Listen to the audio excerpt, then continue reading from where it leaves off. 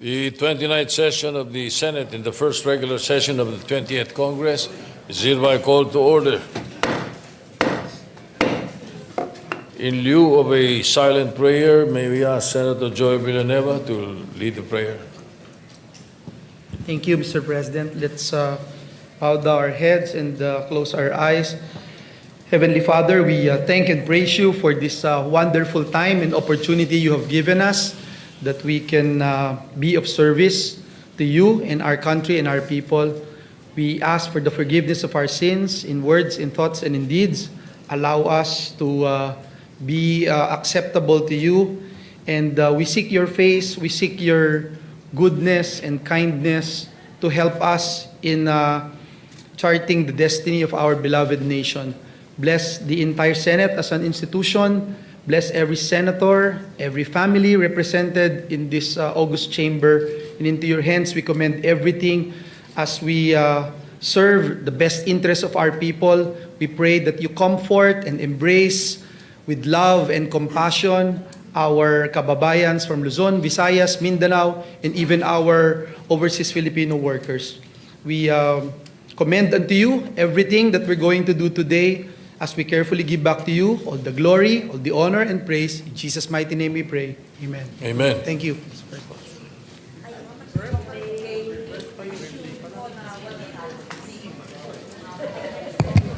Bilang? 15. Meron? 15. The Secretary will please call the roll. Roll call of members. The Honorable Senator Aquino, Senator Cayetano Alan, Senator Cayetano Pia, Senator De La Rosa, Senator Ejercito, Senator Escudero, Senator Estrada, Senator Gatchalian, Senator Go, Senator Ontiveros, Senator Lacson, Senator Lapid, Senator Legarda, Senator Marcoleta, Senator Marcos, Senator Padilla, Senator Pangilinan, Senator Tulfo Erwin, Senator Tulfo Rafi, Senator Villanueva, Senator Villar Camille, Senator Villar Mark, Senator Zubiri. The Senate President is present. With 18 senators present, the chair declares the presence of a quorum. Majority Leader. Thank you very much, Mr. President. Mr. President, before we resume our agenda today, we'd just like to greet, for the record, our super ate of the Senate, no other than Senator Amy Marcos. A happy birthday. May I ask a minute suspension so we can greet her? Session is suspended. Wishing Senator Amy Marcos a very happy birthday.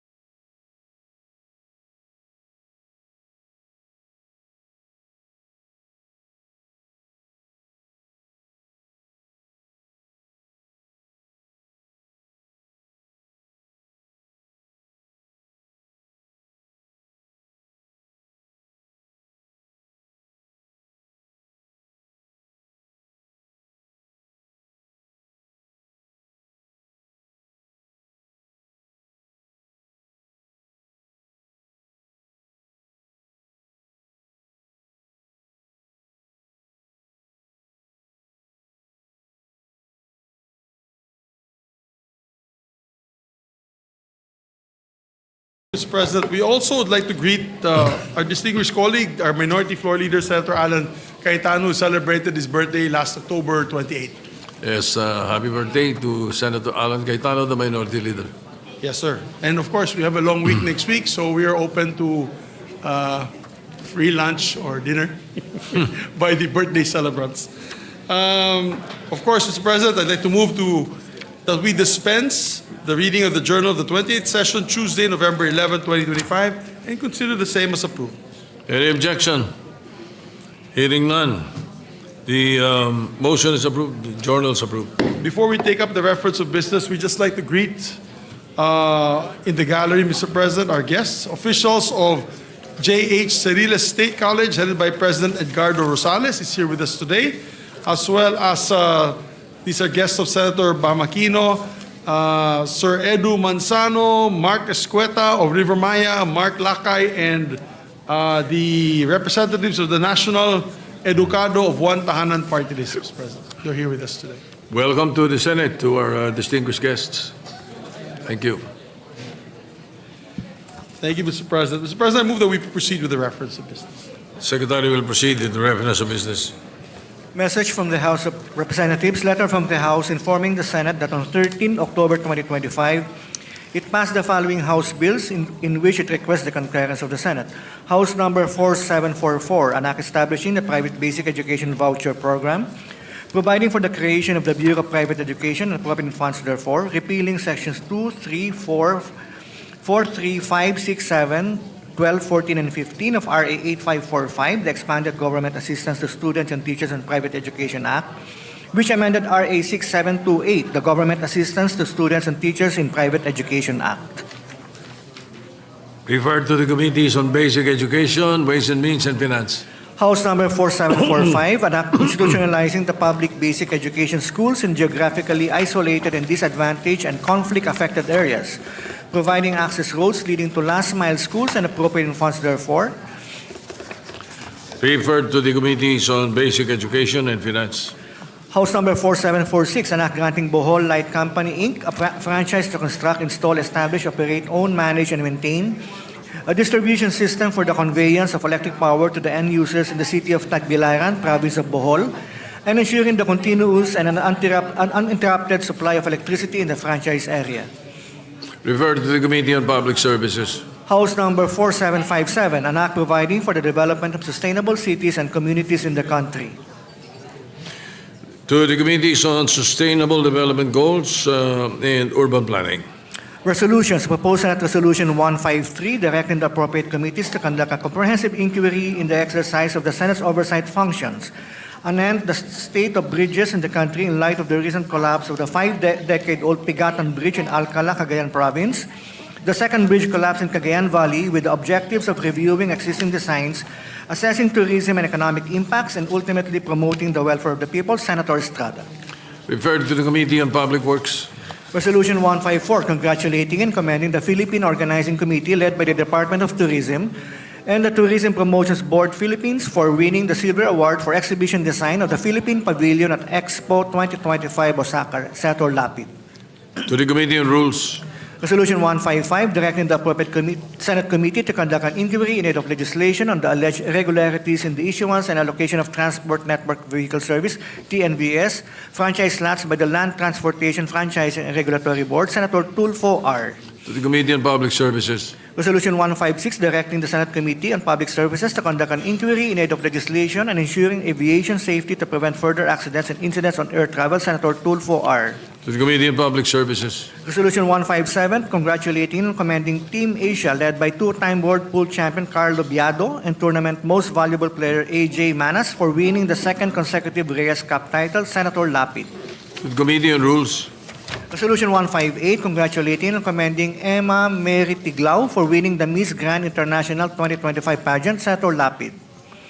To the Committee on Rules. Resolution 159, commending and congratulating Cheska The Flash Centeno for winning the 2025 WPA Women's World 10 Bowl Championship held in Bali, Indonesia from October 8 to 12, 2025. Senator Estrada. To the Committee on Rules. Resolution 160, directing the Committee on Basic Education to conduct an investigation on the readiness of schools and education infrastructure for earthquakes and other natural disasters with the end view of ensuring that they are structurally sound, well-equipped, and sufficiently prepared to protect students, teachers, and staff during emergencies and to strengthen disaster resilience in the education sector. Senator Aquino. To the Committee on Basic Education. Resolution 161, directing the appropriate Senate committees in the exercise of oversight function to look into the implementation of the revised Armed Forces of the Philippines Modernization Program with the end view of identifying necessary legislative interventions to accelerate the capabilities upgrade and transformation of the AAP into an agile and credible defense force. Senator Estrada. To the Committee on Defense and Security. Resolution 162, commending and congratulating Emma Mary Francisco Tiglao for winning the Miss Grand International 2025 Beauty Pageant in Bangkok, Thailand, last 18 October 2025. Senator Estrada. To the Committee on Rules. Resolution 160, directing the appropriate Senate committee to conduct an inquiry in aid of legislation on the implementation of the Health Facilities Enhancement Program, HFEP, and the status of health infrastructure projects nationwide. Senator Tulfo E. To the Committees on Health and Finance. Resolution 164, congratulating and commending the Philippine restaurants, chefs, and industry professionals recognized in the inaugural Michelin Guide Philippines 2026, and commending the Department of Tourism for its leadership in promoting Filipino creativity, culture, and gastronomy as a pillar of sustainable tourism development. Senator Legarda. To the Committee on Rules. Majority Leader.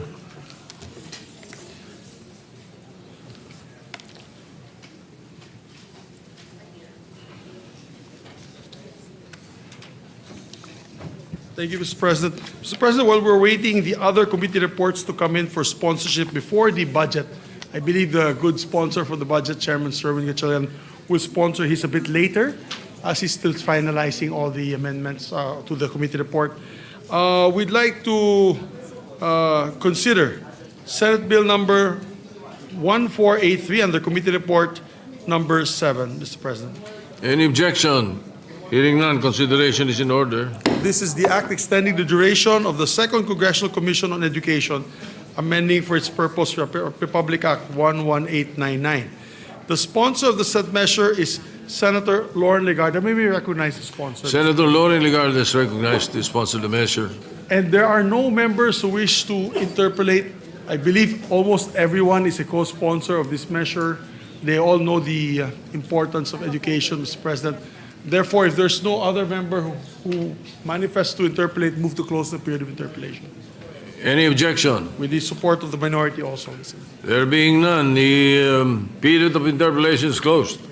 Thank you, Mr. President. I move to open the period of amendments. I believe the good sponsor has an amendment to propose. Hearing no objection, the period of amendments is open. We still recognize the sponsor and Senator Bamakino to propose amendments. You may proceed. Thank you for that, Mr. President. Would you like to start with the committee amendments first?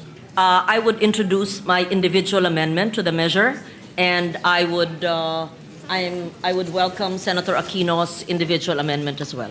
May we... Kopya? Bill.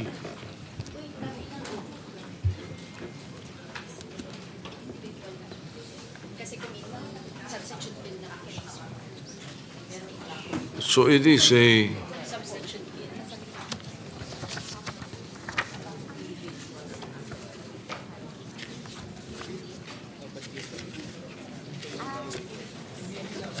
Ano? Ito. 1483. All right. Yes, so this being a substitute bill, therefore we proceed with the individual amendments, and there are Yes. no committee amendments. The committee amendments stands as it is. Yes, You may Mr. proceed, President. Senator Legarda, unless there are anterior amendments. Go ahead. I would welcome the individual amendment of Senator Bamakino.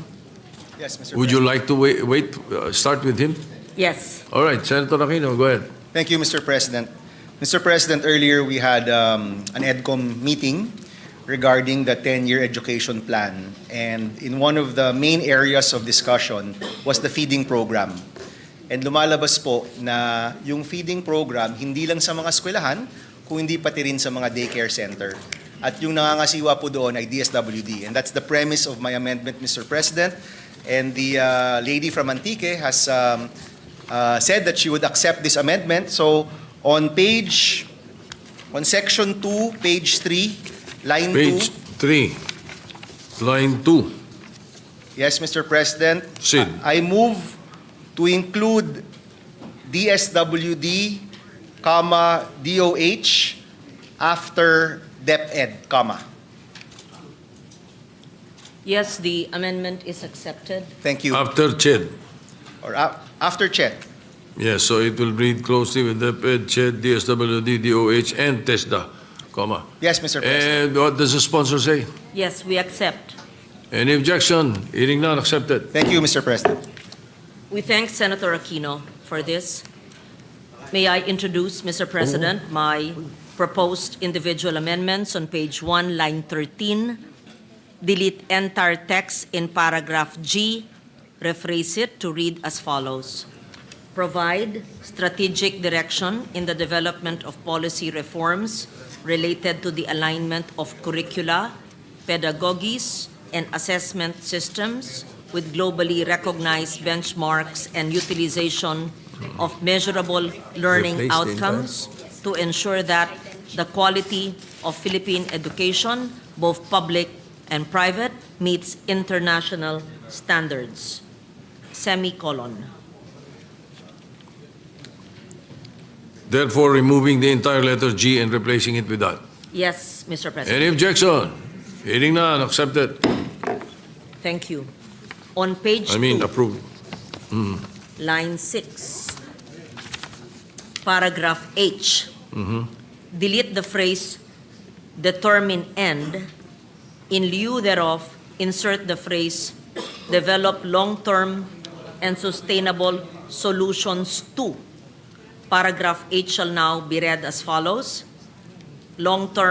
Develop long-term and sustainable solutions to address challenges and gaps in school infrastructure, learning resources, and the qualification, training, and professional development of teachers and school leaders to provide safe, inclusive, and effective learning environments for all learners, semicolon, end. It proceeds. Any objection? Hearing none, the amendment's approved. Thank you, Mr. President. On the title of the bill, delete the word duration.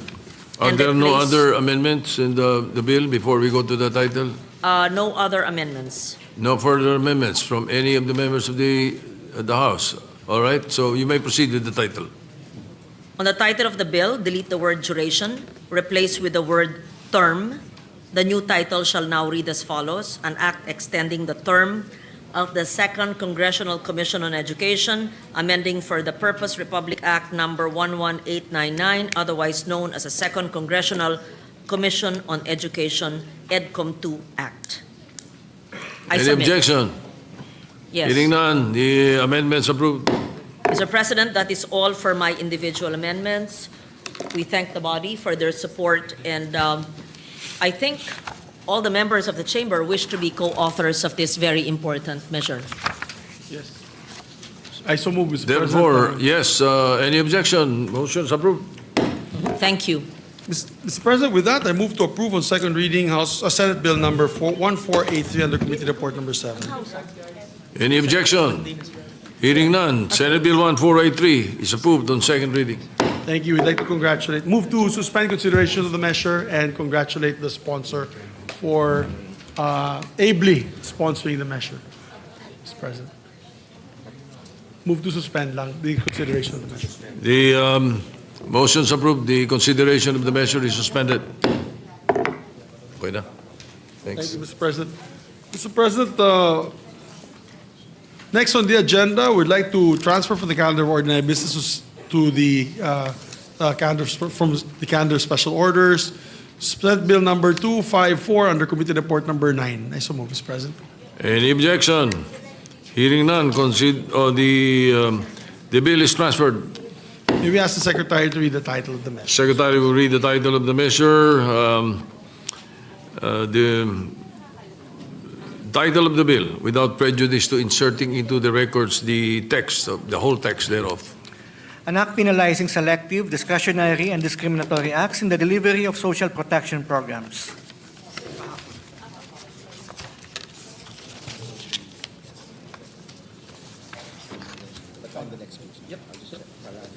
Thank you, Mr. President. Mr. President, to sponsor the measure, we'd like to recognize our distinguished colleague, Senator Erwin Tulfo, for his sponsorship speech. Senator Erwin Tulfo is recognized to sponsor the measure. Thank you, Mr. President. Thank you, Majority Leader.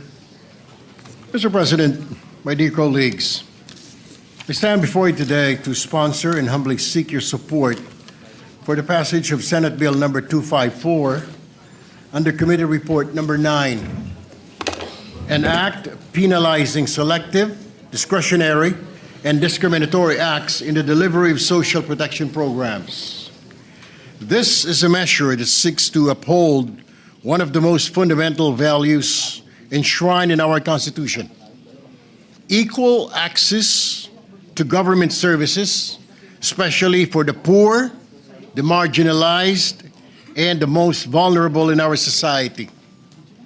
Social protection programs, Mr. President, such as financial assistance, medical assistance, livelihood programs, and other relief assistance programs are lifelines for millions of Filipino families. And yet, time and time again, we hear reports and see evidence of these services being treated as political tool, Mr. President. In times of crises, bagyo, baha, pandemya, lindol, aid is supposed to come quickly, fairly, and without bias. But instead, Mr. President, my dear colleagues, we've seen disturbing patterns. Tanging mga taga-suporta lamang ng ilang politiko ang nakakatanggap ng ayuda. May mga pangalan na sinasadyang tanggalin sa listahan ng mga benepisyaryo dahil sa politikal na dahilan. O ang pamimigay ng ayuda ay nakabase sa pagiging kaalyado sa partido o sa personal na koneksyon. Ito po ay malinaw na abuso.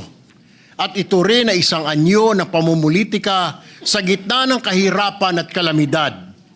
Something that has no place in a government that calls itself democratic and just. These acts, Mr. President, betray the principles of public service and deepen inequality in our society. Hindi po dapat ginagawang personalan o palakasan system ang pagbibigay ng tulong mula sa pamahalaan. Public assistance must be needs-based, fair, and impartial. Layunin po ng panukalang ito na siguraduhin walang Pilipino ang naiiwan at walang kapangyarihan na inaabuso. It doesn't matter kung ano ang kulay mo. Kung ikaw ay pula nung halalan, ang nanalo ay berde, dapat mayroon ka ring ayuda dahil kinakailangan mo. Kung ikaw ay puti, ang nanalo ay itim, dapat mabigyan ka rin ng ayuda o ng tulong ng pamahalaan because public service doesn't have color, Mr. President. Dapat wala pong kulay ang pagtulong. This proposed measure seeks to penalize selective discretionary and discriminatory implementation of social protection programs. Saklaw po ng panukalang batas na ito ang lahat ng kawani ng gobyerno na may tungkulin o partisipasyon sa pamamahagi ng ayuda o serbisyong panlipunan. Malinaw po na ipinagbabawal ng ating panukalang batas ang mga sumusunod. Una, ang pamamahagi ng tulong mula sa gobyerno sa mga hindi kwalipikadong benepisyaryo. Ikalawa, ang pagbibigay ng prioridad sa kanilang mga kamag-anak o ang pag-uutos sa iba na gawin ang ganito. At ikatlo, ang sadyang pagtatanggal o hindi pagsasama ng mga kwalipikadong benepisyaryo sa pagtanggap ng ayuda mula sa kanilang mga lokal na pamahalaan o ahensya ng gobyerno. Upang matiyak naman po ang pananagutan, ipinapataw ng panukalang batas na ito ang pagkakakulong ng hindi bababa sa 1 taon, ngunit hindi higit sa 6 na taon at habang buhay na diskwalifikasyon sa paghawak ng anumang posisyon sa pamahalaan. Ang layunin po ng panukalang batas na ito ay simple lang: wakasan ang pamumulitika sa pagbibigay ng ayuda, Ginoong Pangulo. Hindi po ito makatarungan at higit sa lahat, hindi po ito makatao. When we allow politics, Mr. President, to sip into the distribution of social support, we distort the very purpose of government, which is to serve all, not just a chosen few. Let us build a culture of fairness, accountability, and dignity in governance. I humbly urge my colleagues to support the immediate passage of this measure to ensure that every Filipino, regardless of political color, race, or religion, is given the support they need when they needed it most. Maraming salamat po, Ginoong Pangulo. Thank you very Thank much, you. Mr. President. Majority Leader, yes. Mr. President, to allow our colleagues to study this further, unless there are other co-sponsors, I move to suspend consideration of the measure. Any objection? Hearing na, Senator Padilla, are you raising your Oh, my hand? apologies, it's not he, yes. Senator We'd like to Robin recognize Padilla Senator is recognized. Robin Hood Padilla. Before we act on the motion. Maraming salamat po. Maraming salamat po, Ginoong Pangulo, at sa ating pinunong mayurya. Assalamualaikum. Magandang araw po. At sa lahat po ng ating kagalang-galang kasama sa Senado. Ako po ay tumatayo ngayon upang buong puso po akong maging co-sponsor ng Senate Bill number 254 sa ilalim ng Committee Report number 9. Alam niyo po mga kababayan, ako po ay masyadong apektado nitong mga nakaraang araw sapagkat halos lahat po ng sakuna ay nandoon po tayo at personal po tayong dumalo sa kalagayan ng ating mga kababayan. At napansin po natin talaga na meron po talagang napakasamang sistema sa atin ng politika. Na kapag usapin na po ng politika, namimili na po tayo kung sino ang bibigyan, kung sino hindi bibigyan. Hindi po talaga makatarungan. Kaya ako po ay sumusuporta sa panukala na ito sapagkat kailangan po natin ito. Hindi naman po tayo kailangan ng magpaliwanag pa dito dahil nung nakaraan lamang pong kampanyahan, umulan ng ayuda sa napakaraming lugar. Pero nung dumating po ang bagyo at baha, hindi po natin makita kung nasaan yung mga ayuda na yan. Kaya po sana, mga mahal kong kasama, pabilisin po natin itong panukala na ito upang managot ang mga politiko na ginagamit pong kasangkapan, ginagamit na kapangyarihan, at ginagamit po nilang weapon nito para po takutin yung ating mga kababayan at pahirapan pa. Yun lamang po, maraming salamat po sa inyong lahat. Thank you. Majority Leader. Thank you, Mr. President. With that, I move to suspend consideration of the measure. Hearing no objection, the consideration of the measure is suspended. Yes, we'd just like to also put on record, Senator Christopher Go would like to be made a co-sponsor of this measure, and the sponsorship speech will be inserted into the record for Senate Bill number 254. So inserted into the records. Thank you, Mr. President. Mr. President, I believe for the other sponsorship, we'll need an additional reference of business. Is it ready, the Secretariat? May I ask for a minute suspension, Mr. President, till we get the additional reference of Yes, business? I understand that the committee reports are being filed as we speak, so Yes, sir. you wish a suspension. Yes, Any sir. objection? Hearing none. Session is suspended.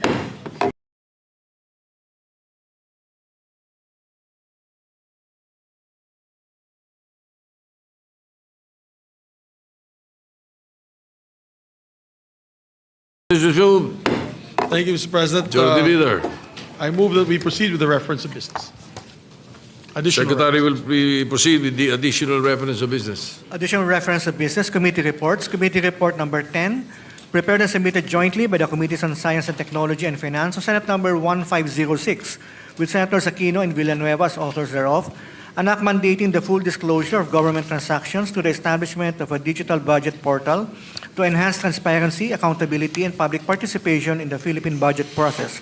Recommending its approval in substitution of Senate number 1330, sponsor Senator Aquino. To the calendar for ordinary business. Committee report number 11, prepared and submitted jointly by the Committees on Culture and the Arts and Finance on Senate number 1507, with Senator Legarda as an author thereof, an act institutionalizing the Schools of Living Traditions, SLT, amending Republic Act Number 10066 or the National Cultural Heritage Act of 2009 as amended, and appropriating funds therefore. Recommending approval in substitution of Senate Number 820, sponsor Senator Legarda. To the calendar of ordinary business. Majority Thank you, Leader. Mr. President. Mr. President, move that we transfer from the calendar of ordinary business to special orders. Committee Report Number 10 under Senate Bill Number 1506. Any objection? Hearing none, so transferred. We ask the Secretary, Mr. President, to... Secretary will read the title of the measure and directed to, without of course prejudice, to inserting into the records the whole text of the measure. Go ahead. An act mandating the full disclosure of government transactions to the establishment of a digital budget portal to enhance transparency, accountability, and public participation in the Philippine budget process. Mr. President, to sponsor the measure, may we recognize our distinguished colleague, no other than Senator Bam Aquino, Mr. President. Senator Bam Aquino is recognized to sponsor the measure. Maraming salamat, Mr. President, Mr. Majority Leader, mga kasama. Mr. President, mga kababayan at kapwa ko Pilipino, magandang hapon po. The Committee on Science and Technology is pleased to present Senate Bill 1506 under Committee Report Number 10, otherwise known as an act mandating the full disclosure of government transactions through the establishment of a digital budget portal to enhance transparency, accountability, and public participation in the Philippine budget process, also known as the Citizens Access and Disclosure of Expenditures for National Accountability Act or the Cadena Act. Nais rin po natin pasalamatan ang maraming sumuporta sa pagbuo ng ating panukalang batas. Nasa halos 250 po ang nakausap po natin mula sa government agencies kasama ang DBM, DICT, DOF, DOJ, DOST, SEC at BSP, kasama po ang mga private sector groups, businesses, tech groups, startups at marami pang iba. Kasama na rin po yung mga individual na nag-email at nakipag-ugnayan po sa amin. Pagkatapos po ng mga hearing, technical working group, roundtable discussion at konsultasyon sa mga eksperto mula sa gobyerno, pribadong grupo at NGO, naging Cadena Act na po ang Blockchain the Budget Bill. We rise today to sponsor this bill at a time when public trust is at an all-time low and allegations of corruption are at an all-time high. Kahapon po, pinag-usapan natin ang classroom gap na 165,000 at ang 22 lang na classroom na naitayo ng DPWH. Taon-taon na lang pong naghihirap ang mga Pilipino dahil taon-taong ding nararamdaman ng ating mga kababayan ang epekto ng substandard, unfinished at ghost project. Tuwing hinahagupit po ng bagyo at habagat, binibigyan diin po ng mga baha ang pagkukulang na dulot ng korupsyon. Kaya po nung Hulyo, isa po tayo sa mga unang nanawagan na imbestigahan ang flood control project. At sabi ko nga po, hindi na to flood control, flood out of control na po yun nangyayari. At ngayon, nais ko pong ulitin, ang nabulatlat na issue ng flood control ay kung gaano kalalim at kalawak ang pagkabulok ng mga sistema ng ating gobyerno at kung paano ginagawang normal ang korupsyon. Ang mahalaga at kakaiba po sa nangyari at naging papel ng taong bayan, sila po mismo ang naging investigador. Sila po yung naglantad ng iba't ibang mga bagay na naging viral sa social media. At kung hindi po nagsariling kusa ang mga Pilipino, hindi siguro natin malalaman kung gaano kalala ang problemang ito. Yung problema po ng Pilipinas ay korupsyon at yung sistemang nagpapalalim ng sugat ng korupsyon sa ating bayan. In the past, nagkaroon rin po ng mga hakbang sa pagsulong ng transparency sa ating gobyerno. Nandyan po ang Freedom of Information Act na sinusulong ni Senator Robin Padilla na siyang sinusuportahan po natin. Nagkaroon din ng full disclosure bill na hindi po napasa pero hinain rin in previous Congresses. At ngayon po, sa panahon ng budget, isang hakbang na naaayon sa kadena ay ang pagsasapubliko ng 2026 budget documents. At nagpapasalamat po tayo kay Chairperson Win ng Finance sa kanyang inisyatibo sa bagong Senate Transparency Portal na pwedeng i-access ng taong bayan. Nagpapasalamat din po kami sa inyo, Mr. President, sa bagong Senate website na ginagawang mas madaling mahanap ng taong bayan ang impormasyon tungkol sa mga batas at nagawang trabaho natin dito po sa Senado. At nung hearing ng DPWH, nangako po si Secretary Vince Dizon na gagawa rin ang DPWH ng sariling transparency portal nila para mabantayan ang mga proyekto ng ahensya. Importante po ang mga hakbang na ito dahil alam po natin na ang transparency ang pinakamalakas sa sandata laban sa korupsyon. Sabi nga po, sunlight is the best disinfectant. Kung lahat ng impormasyon ay nakalabas at madaling ma-access ng taong bayan, matitigil po ang korupsyon sa ating bansa. Dalawa po yung mahalagang probisyon sa ating panukalang batas na nagpapalakas sa transparency. Una, ang full disclosure of documents. Sa Kadena Act, lahat ng national government offices and entities required po na mag-record at mag-publish ng impormasyon at datos na may kaugnayan o konektado sa ating national budget at sa pera ng bayan. Lahat po ng dokumento kasama po sa budget planning and preparation, budget legislation and authorization, budget execution and fund management, procurement process, contract management, revenue collection generation ay dapat po naka-upload sa kadena. Kahit po ang mga kontraktor na mananalo sa mga proyekto, ang halaga ng mga proyekto, mismo ang bill of materials, ang presyo ng semento, presyo ng bakal at iba pa, ilalabas po natin sa publiko.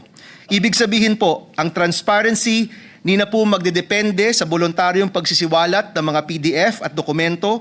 It will be built into the system itself, automated and verifiable by design. Wala na pong dokumentong susunugin o mawawala na lang bigla. Lahat po makikita ng taong bayan. Tunay na ang pera ng bayan mababantayan. Pangalawa, lalagyan po natin ng pangil ang Kadena Act. Kung may mga dokumento na hindi po ipapublish ng ahensya sa kanilang website o sa Kadena platform sa loob ng 7 araw, meron pong administrative penalty. At kung pagkatapos ng 30 araw, hindi pa rin naisa sa publiko ang kontrata, bill of materials o kahit anumang minandatong dokumento ng batas, magiging criminal offense po ito. Makukulong ang isang individual na nag-upload ng false or misleading budget-related information at ang probisyon na ito na penalty ay para panigurado na hindi po garbage in, garbage out ang mangyayari sa kadena. Ibig sabihin po, wala pong takas dito. Mr. President, sinisigurado ng Kadena Act na bababantayan ng taong bayan ang pinaghirapan nilang buwis at malalaman ng sambayan ng Pilipino kung paano ginagastos ang kaban ng bayan. Kaya sigurado po ako na ang tanging matatakot lang sa kadena ang mga kurakot na meron pong tinatago. Bilang inyong Committee Chair for Science and Technology, meron din pong technological solution na napakahalagang aspeto ng kadena.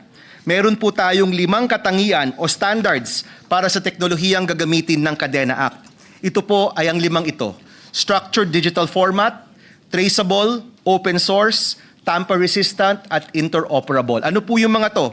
Ang standards pong ito ay para po sa pag-access, higit na pag-unawa, at sa pagbusisi ng taong bayan sa ating budget. Una, dapat lahat ng dokumento na isa sa publiko ay nasa structured digital format. Ibig sabihin po, dapat nag-comply with open data standards at machine-readable data format.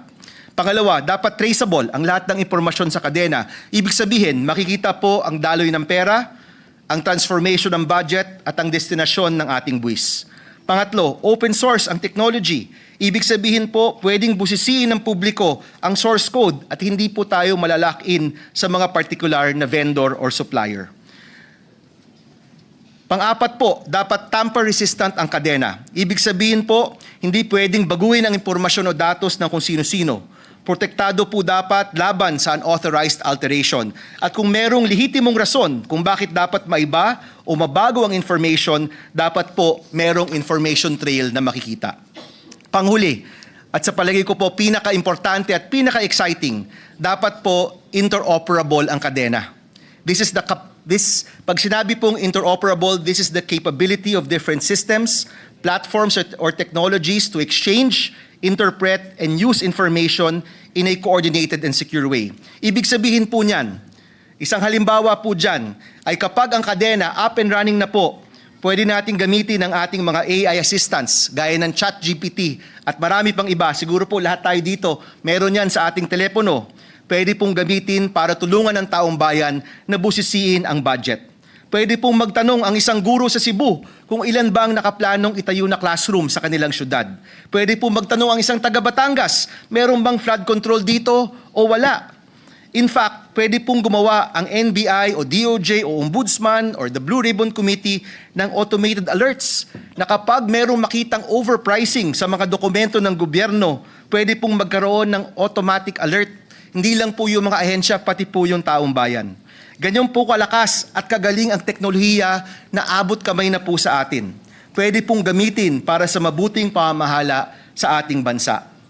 Mr. President, mga kasama, pag napasa po natin ang Kadena Act, inaasahan ko po na mag-iiba ang muka ng transparency ng ating gobyerno. Sa halip na patago ang pagdesisyon pagdating sa pera ng bayan, bukas na po ito para busisiin ng lahat. Ang hangarin po natin, nakakadena ang pera ng taong bayan. Mr. President, naniniwala po tayo ngayon. Ngayon po ang tamang panahon na ipasa ang batas na ito para ipakita sa taong bayan na sineseryoso natin ang kanilang panawagan. Lagi ko pong naririnig sa mga kabataang nagmamarcha laban sa korupsyon. Ikulong ang sangkot, ibalik ang pera, baguhin ang sistema. Ito pong panukalang ito para po dun sa pangatlong hinaing, baguhin ang sistema. Yung bawat pisong nawala at ninakaw na galing po sa bulsa ng Pilipinong nagpapagod araw-araw, mahahanap po natin.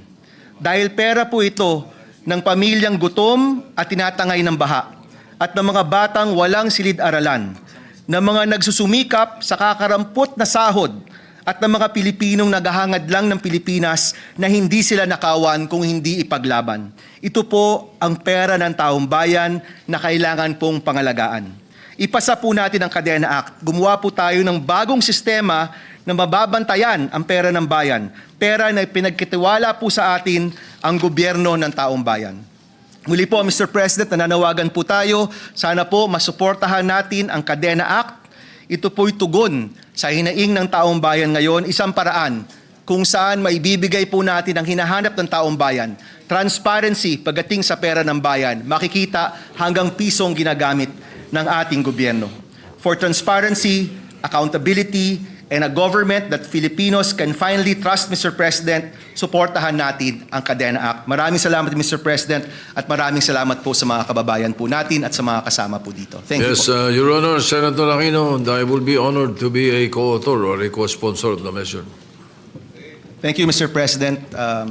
Same with Senator Pangilinan. I'd also like to thank Senator Pangilinan, Senator Villanueva, who's already expressed his intention to be co-author, Senator Jinggoy, Senator JV, and Senator Go, and I think Senator Robin as well, and Senator Tulfo. Maraming salamat, Mr. President. Thank you. All right, the Senator Jack Sparrow, you are recognized.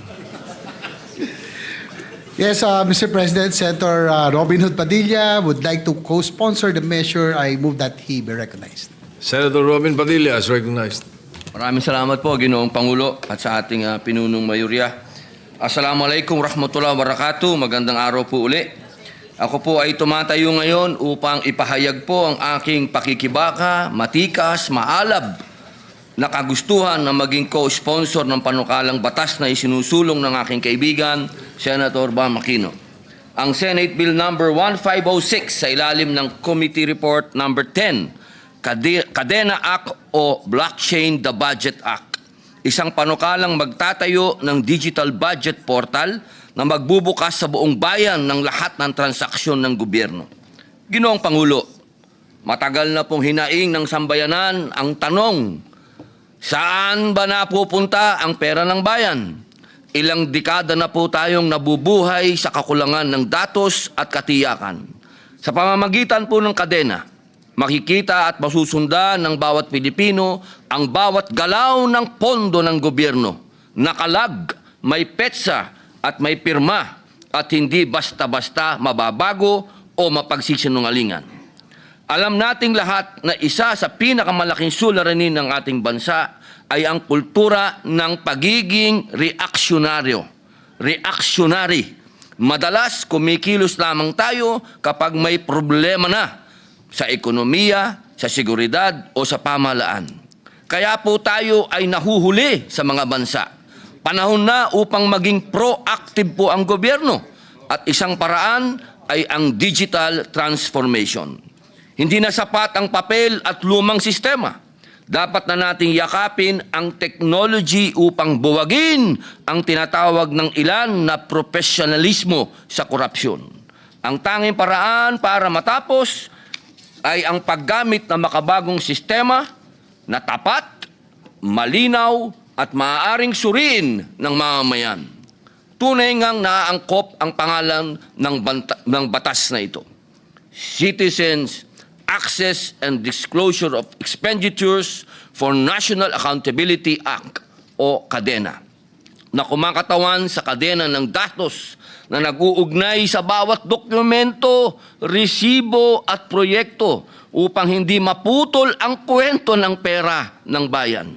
Ang kadenang ito ay magdurugtong din sa pamahalaan at mamamayan bilang bigkis ng pagtitiwala. Taong 2015 po, nung una po akong ma-expose sa blockchain bilang panlaban sa terorismo. Ito po ang ginamit ng maraming bansa upang mapuksa ang mga terorista. Taong 2023 naman po nung ako ay maimbitahan sa isang blockchain forum kung saan aking nabanggit na ang hinaharap ng mundo ay digital, kaya't ang pamahalaan ay dapat maging digital. The world is going digital and our government should digitalize. Dapat tayong sumabay, hindi magpahuli. Ang technology gaya ng blockchain at open data systems ay makatutulong hindi lamang sa gobyerno, kundi pati sa maliliit na negosyo sa pamamagitan ng digital access. Nabibigyan natin ng patas na pagkakataon ang bawat Pilipino na makilahok sa ekonomiya ng mundo. Hindi na po dapat ito pagtalunan dahil ito po ay ginagamit na ng maraming bansa na gustong baguhin ang kanilang gobyerno at ang baguhin ang kanilang sistema. Kaya ako po ay buong puso pong sumusuporta sa KADENA Act ni Senator Bam Aquino at sa lahat po ng inisyatibong nagtutulak ng malinis, makabago at bukas na pamahalaan. Maraming salamat po. Majority Leader. Yes, Mr. President, Senator Joel Villanueva is seeking the floor for a manifestation and to co-sponsor the measure. I move that he be recognized. Senator Joel Villanueva is recognized. Thank you, Mr. President. Thank you, Majority Leader. Mr. President, esteemed colleagues, it is my honor and privilege to co-sponsor Senate Bill number 1506 under Committee Report number 10, or the Citizen Access and Disclosure of Expenditures for National Accountability, or KADENA Act. We thank our distinguished colleague, our friend, brother, sponsor, the hardworking chairperson of the Committee on Science and Technology, Senator Bam Aquino, for this landmark piece of legislation, which is a bold step, Mr. President, towards ensuring transparency, accountability, and public participation in the management of our nation's resources. Bilang isa sa mga co-author ng manukalang batas na ito, Mr. President, masasabi po natin that for too long, the processes surrounding our national budget have been shrouded in complexity, making it difficult for ordinary citizens to understand how public funds are allocated, how public funds are spent and managed. The KADENA Act addresses this by establishing a digital budget portal that will make government transactions accessible, traceable, and tamper-resistant. It will empower our citizens to scrutinize every peso spent, fostering trust in public institutions and deterring corruption. This bill is not just about technology, Mr. President. It's about transforming governance. By leveraging cutting-edge tools like distributed ledger technology and open-source systems, KADENA will ensure data integrity, interoperability, and security. It will provide real-time access to budget data, link disbursements to outcomes, and create channels for citizen feedback, making governance truly participatory. Moreover, Mr. President, the KADENA Act is a commitment to the Filipino people, a promise that their hard-earned taxes will be managed with honesty and integrity.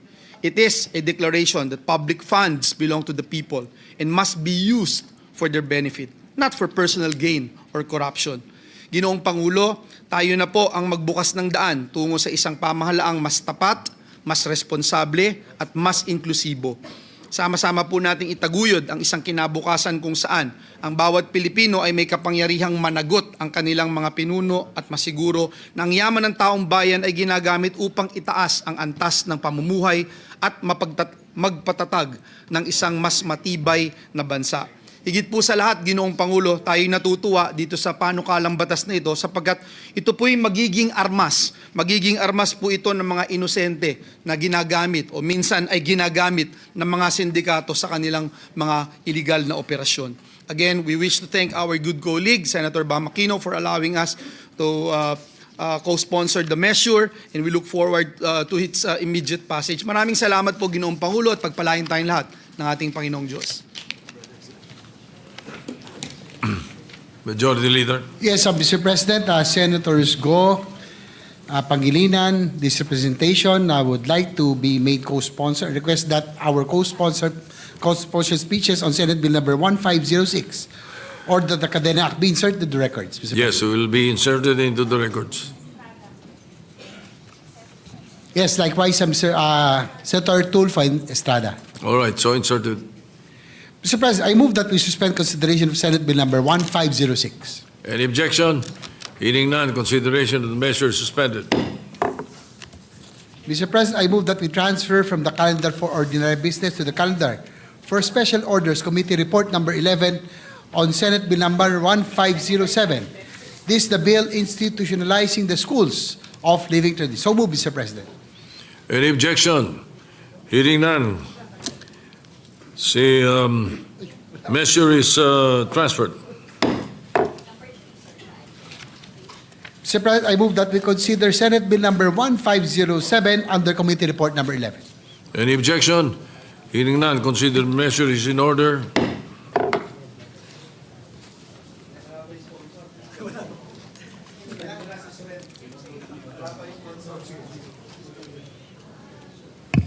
Break muna. Minute suspension, Mr. President. Session is suspended for 1 Senate minute.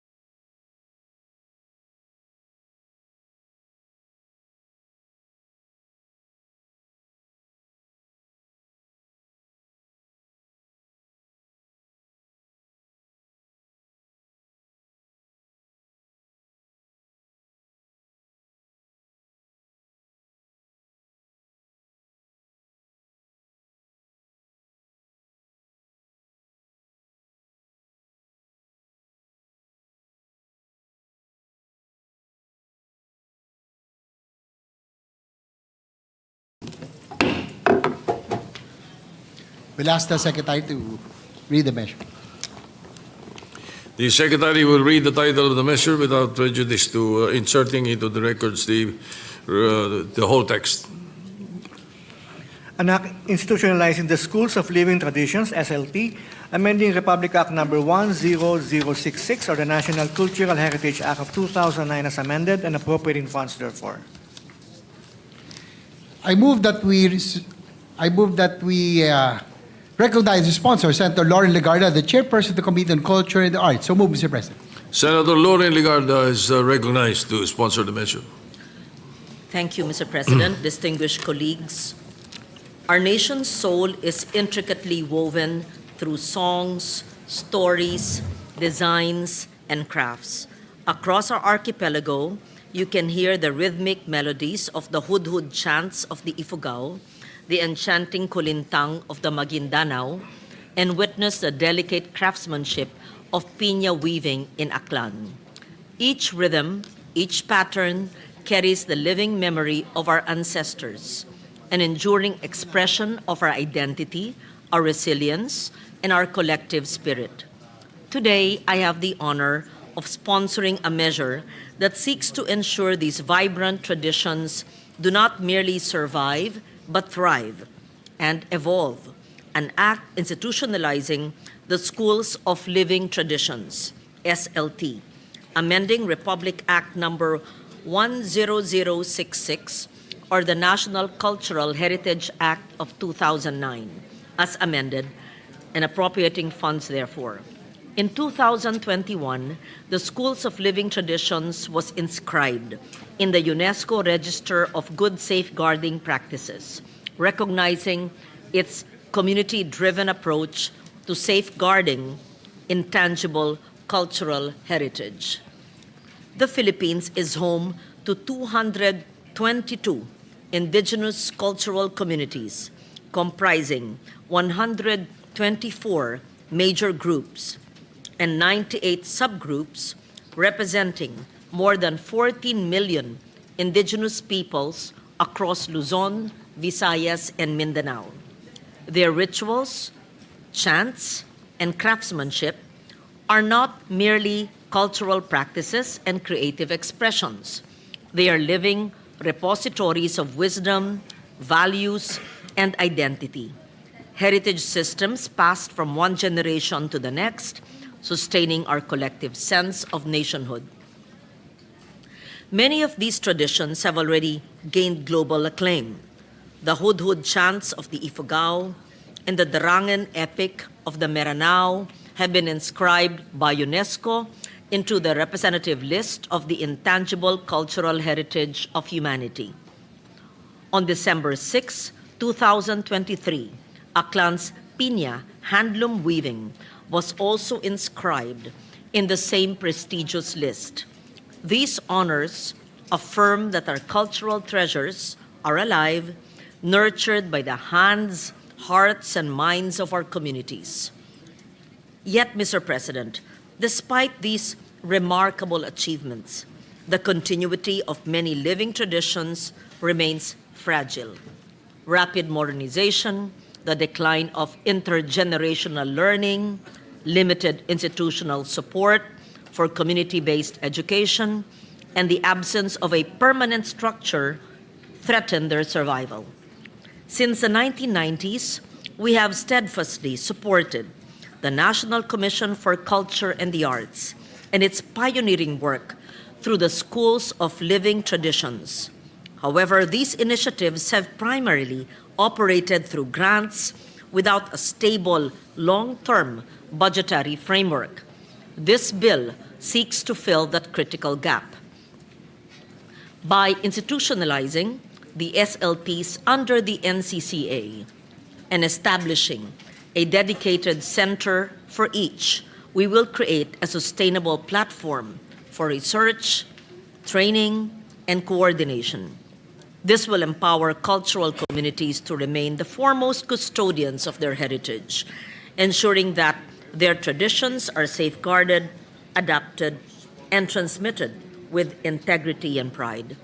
This measure recognizes that our living traditions are not only cultural measures, but also sources of livelihood and innovation. Through SLTs, traditional crafts and practices can be integrated into the creative economy and tourism industries, linking heritage to inclusive growth. In this way, our ancestral wisdom becomes a foundation for sustainable development, where cultural authenticity drives creativity and prosperity. Mr. President, I earnestly urge for the swift passage of this measure. Let us ensure that progress and tradition walk hand in hand, guiding our nation towards a future that is not only modern and dynamic, but also deeply rooted in the strength of our cultural identity. May the flame of our living traditions continue to illuminate our nation's journey, reminding us that our heritage is not a relic of the past, but a living legacy that shapes our tomorrow. Thank you, Mr. President. Majority Leader. Thank you, Mr. President. Mr. President, Senator Jingo Estrada would also like to be made a co-sponsor and he requests his speech to be inserted into the records. This is for Senate Bill number 1507. There's no, sorry, Mr. President, we didn't hear the, So inserted into the records. Senator Robin Padilla is raising his hand. oh, yes. Sponsored ako? May we recognize Senator Robin Hood Padilla to co-sponsor the measure. Senator Robin Padilla is recognized. Maraming salamat po, Ginoong Pangulo. Nais ko lamang pong batiin ang aming iniidolo, Senator Loren Legarda, sapagkat sa matagal na panahon po na tayo po ay umiikot sa buong Pilipinas at pinupuntahan po ang ating mga cultural minorities. Siya po talaga ang kilala ng mga katutubo natin at siya po talaga ang kanilang tinatawag nilang heroine. Ako po ay saludo po sa inyong panukala na ito sapagkat naniniwala po ako na hanggat ang mga Pilipino ay hindi po kinikilala ang kayamanan na ibinibigay sa atin ng mga katutubo, hindi po tayo uunlad. At ito pong pagkilala sa kanilang kultura, sa kanilang sining, sa kanilang arts, tradisyon, ay mananatili po tayong ligaw. Dahil pagka tiningnan po natin ang lahat ng mga progresibong bansa, sabihin na po natin, Australia, Amerika, sabihin na po natin, sa Europe, kapag binanggit po ang mga bansa na yan, kinikilala po nila ang kanilang mga katutubo at ang respeto po nila ay napakataas. Lalong-lalo na po sa kanilang mga ari-arian, lalong-lalo na po sa kanilang matatawag nating experience sa pamamahala. Kaya sana po, mga mahal kong kasama dito sa bulwagan na ito, suportahan po natin ito dahil tandaan po natin hanggat ang ating mga katutubo ay nasa pangil ng paghihirap at pang-aabuso natin mismong mga kultural na Pilipino, hindi po tayo uunlad. Yakapin po natin ang kanilang pagmamahal sa bayan na ito, katulad ng kanilang pagmamahal sa kanilang kapwa. Dahil yan po ang nakakalimutan natin, pagmamahal natin sa kapwa Pilipino. Kaya sana po, mga mahal kong kababayan, yakapin po natin ang panukala na ito. Maraming salamat po. Thank you. Majority Leader. Maraming salamat, Mr. President, to our distinguished colleague, Senator Robin Hood Padilla.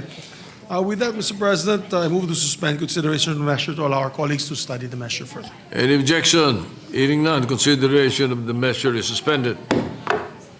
While we are awaiting several bills, Your Honor, to be filed with the bills and index and subsequently be read for official business, may we ask for a minute suspension, Mr. President?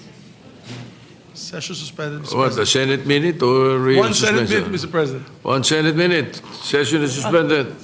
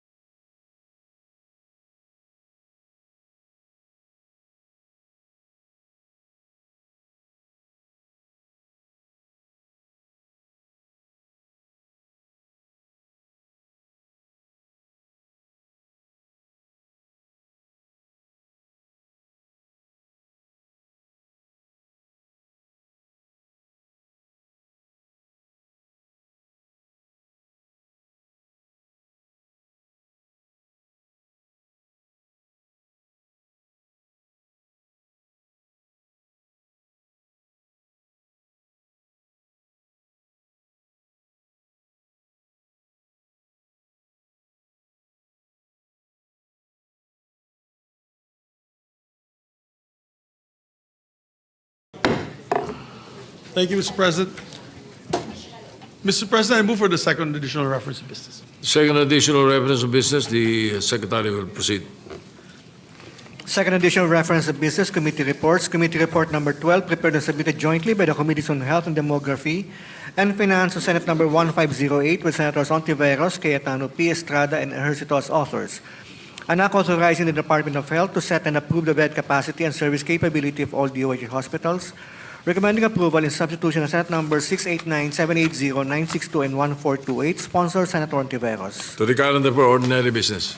Committee report number 13, prepared and submitted jointly by the Committees on Health and Demography, Ways and Means, and Finance on Senate number 1509 with Senators Villar M., Lapid, Estrada, Go, Legarda, Tulfo E., Zubiri, Ontiveros, Tulfo R., and Villanueva as authors. An act establishing the Philippine Geriatric Center, defining its purposes and objectives and appropriating funds therefore. Recommending approval in substitution of Senate numbers 256, 319, 383, 411, 461, 511, 596, 1197, 1302, and 1320. Sponsor, Senator Ontiveros. To the calendar for ordinary business.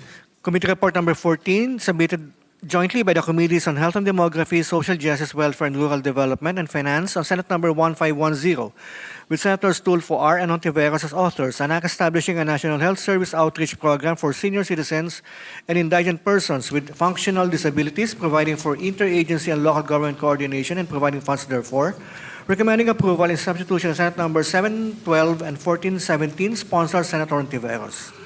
To the calendar for ordinary business. Committee report number 15, prepared and submitted jointly by the Committees on Health and Demography, Social Justice, Welfare, and Rural Development, and Finance on Senate number 1511 with Senators Ontiveros, Estrada, Tulfo E. and as authors. An act strengthening the protection of patients against hospital detention on grounds of non-payment of hospital bills or medical expenses and providing stiffer penalties for violations thereof. Amending for the purpose RA 9439, an act prohibiting the detention of patients in hospitals and medical clinics on grounds of non-payment of hospital bills or medical expenses. Recommending approval in substitution of Senate numbers 217 and 960. Sponsor, Senator Ontiveros and Tulfo E. To the calendar for ordinary business. Committee report number 16, prepared and submitted jointly by the Committees on Justice and Human Rights, Civil Service, Government Reorganization, and Professional Regulation, and Finance on Senate number 1512 with Senator Soto III, Tulfo E., Ontiveros, and Pangilinan as authors. An act creating an independent People's Commission to investigate anomalies in all government infrastructure projects, defining its powers and functions, appropriating funds therefore and for other purposes. Recommending approval in substitution of Senate number 1215. Sponsor, Senator Pangilinan. Approved on second reading. No, I mean to the calendar for ordinary business. Yes. Mr. President, I move that we transfer from the calendar of ordinary business to special orders Senate Bill number 1509 under Committee Report number 13. I so move, Mr. President. Any objection? Hearing none, the motion is approved. So transferred. I move that we ask the Secretary to read the title of the measure, Mr. President. The Secretary is directed to read only the title of the bill without prejudice to inserting into the records the whole text thereof. An act establishing the Philippine Geriatric Center, defining its purposes and objectives, and appropriating funds therefore. Thank you, Mr. President. Mr. President, I move to recognize the sponsor, no less than our hardworking Deputy Majority Leader, Senator Risa Ontiveros, to sponsor the measure. Senator Risa Ontiveros is recognized to sponsor the measure. Salamat po, Mr. President. Mr. President, distinguished colleagues, magandang hapon sa inyong lahat. I rise to sponsor a measure that seeks to establish a tertiary specialty hospital for geriatric care under the direct control and supervision of the Department of Health, the Philippine Geriatric Center.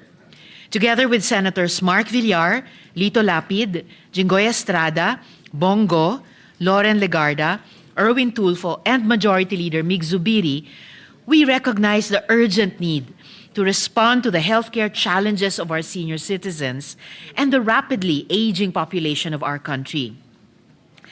While we celebrate increased longevity as a sign of progress in health and wellness, hindi po natin maikakailang habang humahaba ang buhay, posibleng dumarami rin ang ating mga karamdaman. High blood, diabetes, arthritis, dementia at iba pa. many of our elders suffer quietly, often without access to proper care or support. Sa kasalukuyan, napakakaunti pa lang ng geriatricians, mga doktor na espesyalista sa pangangalaga ng nakatatanda. Wala ring sentro at espesyalistang ospital at programa na nakatuon sa kanila.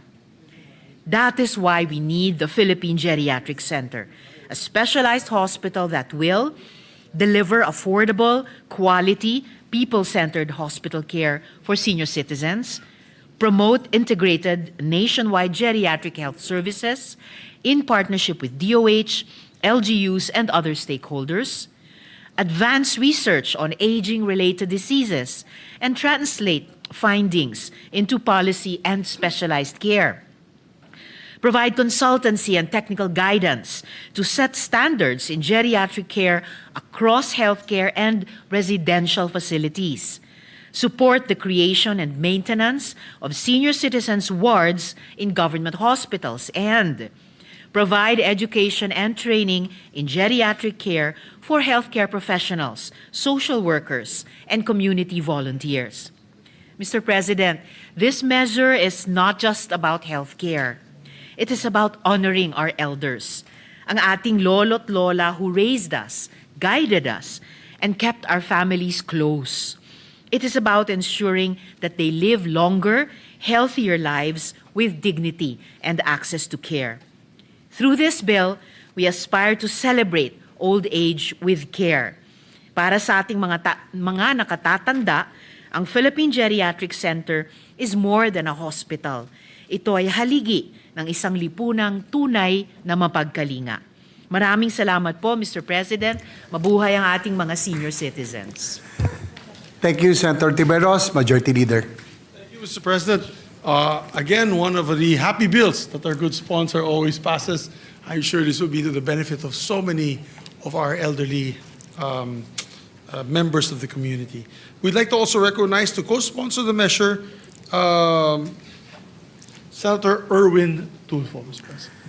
Senator Erwin Tulfo is recognized to co-sponsor the measure. Thank you, Mr. President. Thank you, Majority Leader. Mr. President, distinguished colleagues, I rise today to co-sponsor a measure that not only speaks of policy but of the heart, an act establishing the Philippine Geriatric Center. How a nation treats its elderly reflects its moral strength.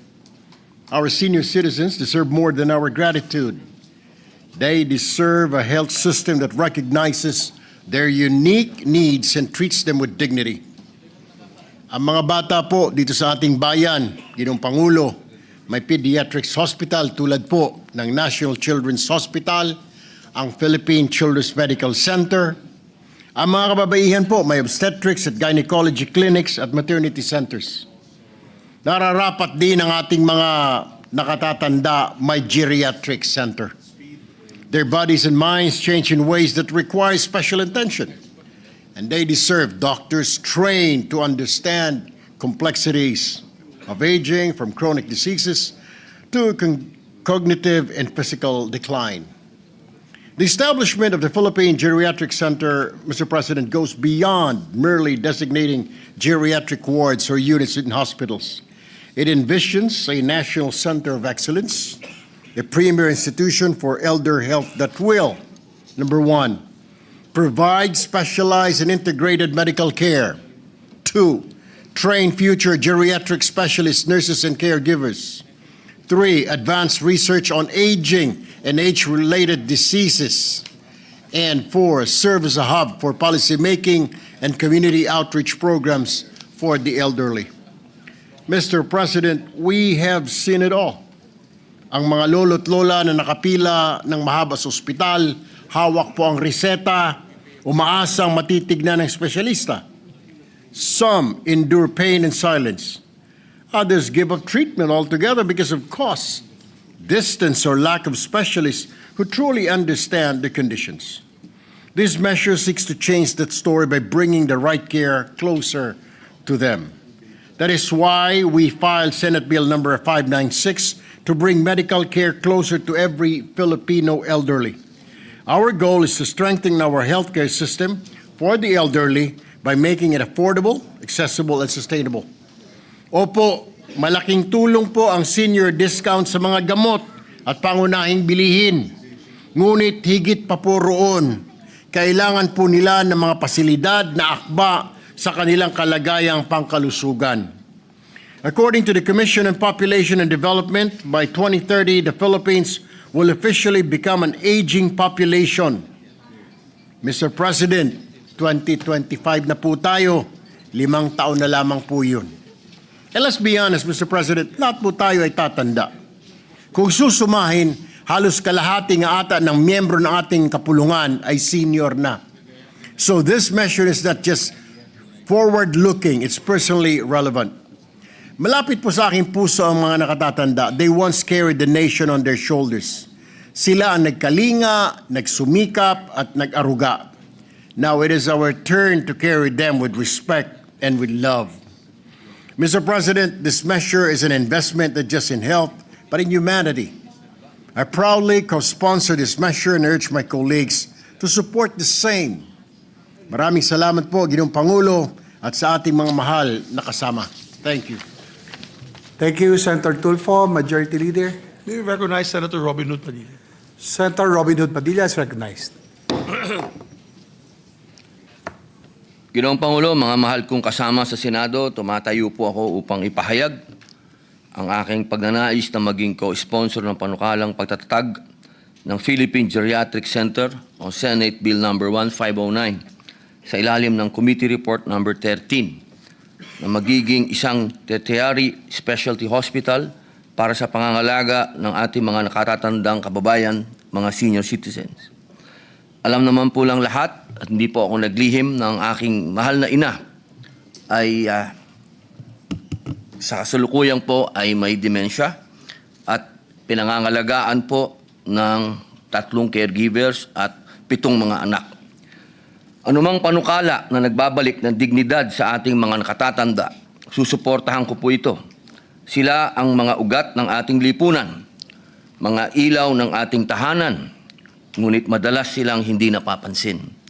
Unang napapabayaan at huling nabibigyan ng espesyal na pangangalaga. Ngayong 20th Congress, naghain din po ako ng panukala ang Senate Bill No. 20 ukol sa pagkakatatag ng nursing homes for senior citizens. Kaya malapit po talaga ang aking damdamin sa ating mga magulang, lolo at lola. Pinupuri ko po si Senator Risa Ontiveros at ako'y nagpapasalamat din po kay Senator Erwin Tulfo sa kanilang malasakit at inisyatiba sa ilalim ng panukalang ito. Maraming salamat po. Thank you, Senator Robin Hood Padilla. Majority Leader. Thank you, Mr. President. Mr. President, I too have a sponsorship speech to make. I also filed the measure. I'd just like to insert it for the records, or insert it into the records rather, to hasten the proceedings, Your Honor. So inserted. And also Senators Christopher Bongo, Senator Mark Villar, and Senator Jingo Estrada would like to also have their speeches inserted into the records. Take, well noted and insert the records. Thank you, Mr. President. Mr. President, I manifest also that a related measure, Senate Bill No. 1500, authored by Senator Camille Villar, which covers the same subject matter as the measure presently under consideration, has been subsequently filed. At the proper time, a motion shall be made for its inclusion into Committee Report No. 13 upon its referral to the committee. Yes, So I will for take note of that. manifestation. Thank you, Mr. President. Mr. President, to allow our colleagues to study the measure further, I move that we suspend the consideration of the measure. Is there objection? There being none, motion is approved. I move, Mr. President, to transfer from the calendar of ordinary business to special order Senate Bill No. 1508 under Committee Report No. 12. I so move. Is there objection? There being none, so transferred. May we request the Secretary to read the title of the measure. Subjection, hearing none, motion is approved. Consideration of Senate Bill number 1508 is now in order. The Secretary is directed to read only the title of the bill without prejudice to inserting into the record the whole text thereof. An act authorizing the Department of Health to set and approve the bed capacity and service capability of all DOH hospitals. Mr. President, I move that we recognize the sponsor, no other than our distinguished Deputy Majority Floor Leader, Senator Risa Ontiveros, to sponsor the measure. Our Deputy Majority Leader, Senator Risa Ontiveros, is recognized. Salamat po, Mr. President. Mr. President, distinguished colleagues, magandang gabi po sa inyong lahat. I rise today to sponsor a measure that is both urgent and transformative, the DOH Hospital Bed Capacity and Service Capability Rationalization Act. This bill addresses the long-standing challenges of our DOH hospitals and the regulatory bottlenecks that prevent them from meeting the needs of our people. The substitute bill, authored by this representation, together with Senators Pia Cayetano and Jinggoy Estrada, streamlines the approval process for increasing authorized bed capacities and hospital service capabilities.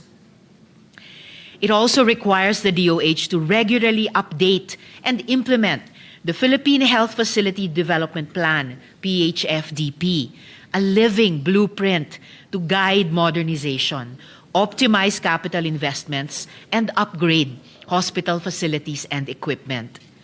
The goal is simple and urgent: responsive, efficient, and quality hospital health care aligned with the actual needs of our population. Right now, DOH hospitals are under extreme strain. As of June 2025, mayroon lamang ang gobyerno na 60,395 hospital beds. At sa parehong taon, may naitalang 114,251 bed capacity gaps ang DOH based on its target of 2.7 beds per 1,000 population. The estimated bed increase for this year is 29,000.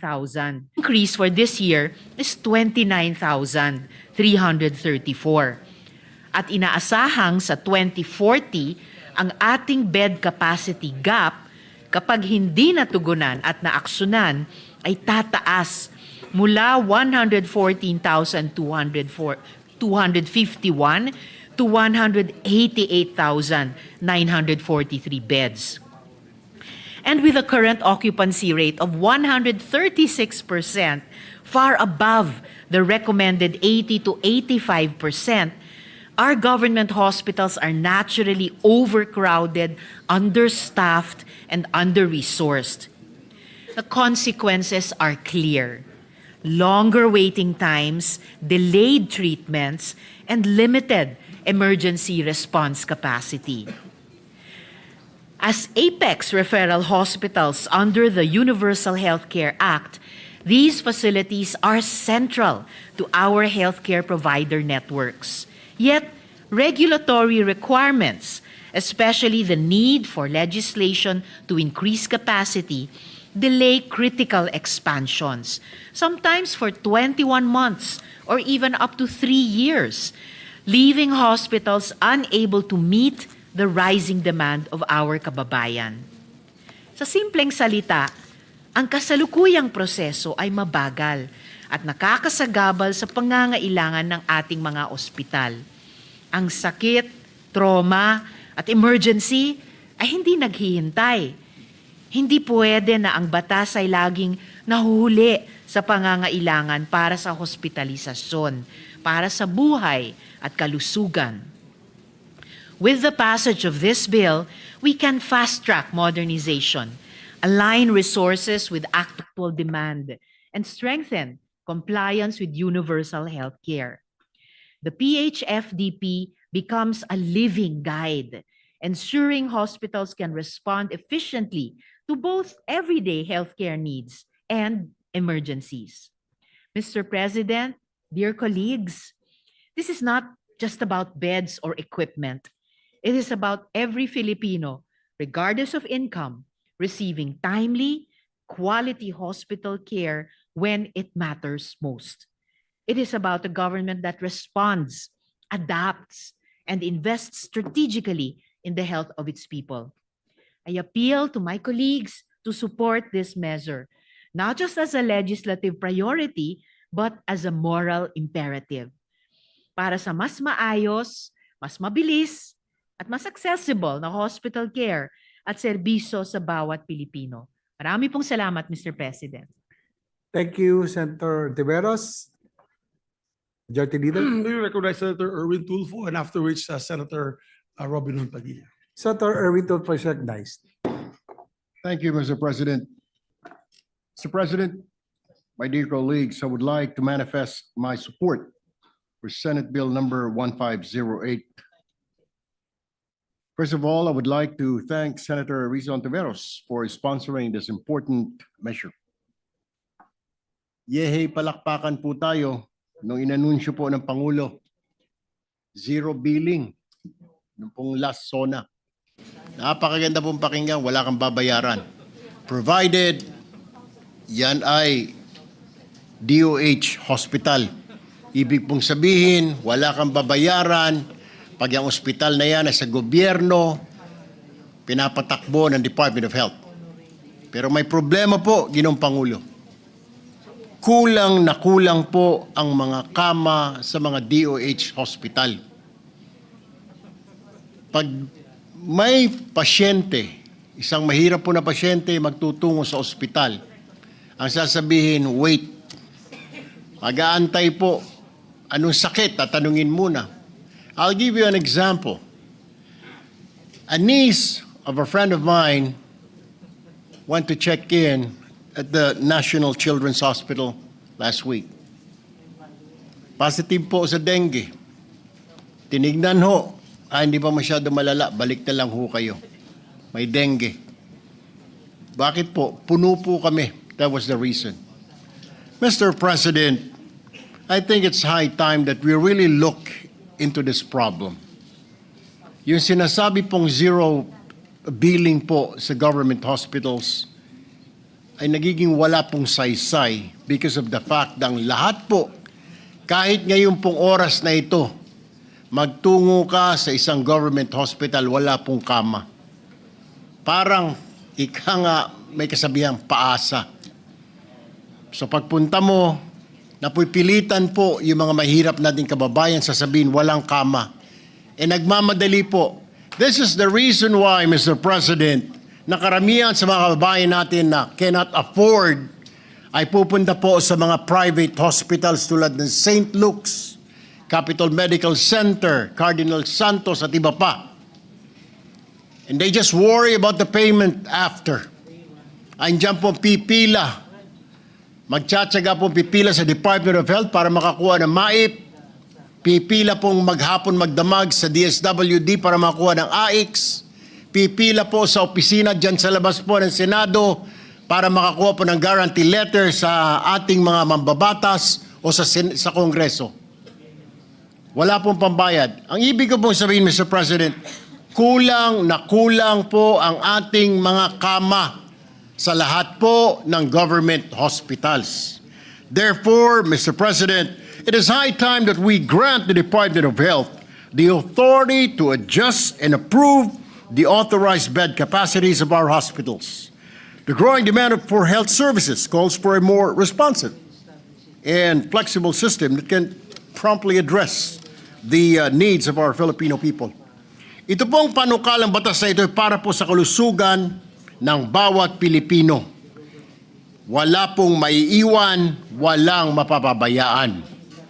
At the proper time, Mr. President, I will also be asking questions during the plenary deliberations, not to delay, but to seek clarifications. Maraming salamat po, Ginoong Pangulo. Magandang hapon po sa lahat. Maraming salamat, Senator Erwin Tulfo. Senator Robin Hood Padilla is recognized.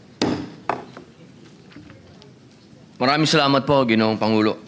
Buong puso ko pong pinapahayag ang aking pagnanais na i-co-sponsor ang panukalang batas, Senate Bill number 1508, sa ilalim po ng Committee Report number 12, na nagbibigay sa Department of Health ng kapangyarihang magtakda at mag-aproba ng bed capacity at service capability ng ating mga DOH hospitals. Alam niyo po, sa loob po ng 4 na taong ko dito sa Senado, ako po ay nagpukol ng pansin sa akin sa MAIP upang makatulong po sa ating mga kababayan. Sa realidad, ang karamdaman po kasi at sakuna ay parang unus. Dumarating ng walang abiso. At habang naghihintay ang mga ospital ng bagong batas para makapag-expand, ang mga pasyente naman po ay nag-iintay sa mga pasilyo. Minsan po, hindi na po naaabot ng tulong. Sila po ay inaabutan na ng pagkamatay. Kapag buhay ang nakataya, hindi pwedeng nakatali ang ating health system sa luma at matagal na proseso. Sa panukalang ito, binibigyan natin ng DOH ng kakayahang gumalaw ng mabilis, makatarungan at nakaayon sa pangangailangan ng panahon. Ito ang klase ng batas na nagliligtas, hindi nag-aantay. Ito po ay nakapaloob sa ating saligang batas na dapat po nating tinatayuan at pinaglalaban. Karapatan po ng ating mga kababayan ang health care. Muli, pinupuri ko po at pinasasalamatan ko po si Senator Risa Hontiveros at si Senator Erwin Tulfo at sa lahat po ng mga kasama ko dito, Senator Bongo, sa kanilang mga makataong advokasya. Buong dangal akong nakikisa at sumusuporta po sa panukalang ito. Maraming salamat. Maraming salamat, Senator Robin Hood Padilla, Majority Leader. Yes, thank you, Mr. President. We also have, well, he's not here. We'd like to also just submit for the record the sponsorship speech of Senator Christopher Lawrence Bongo.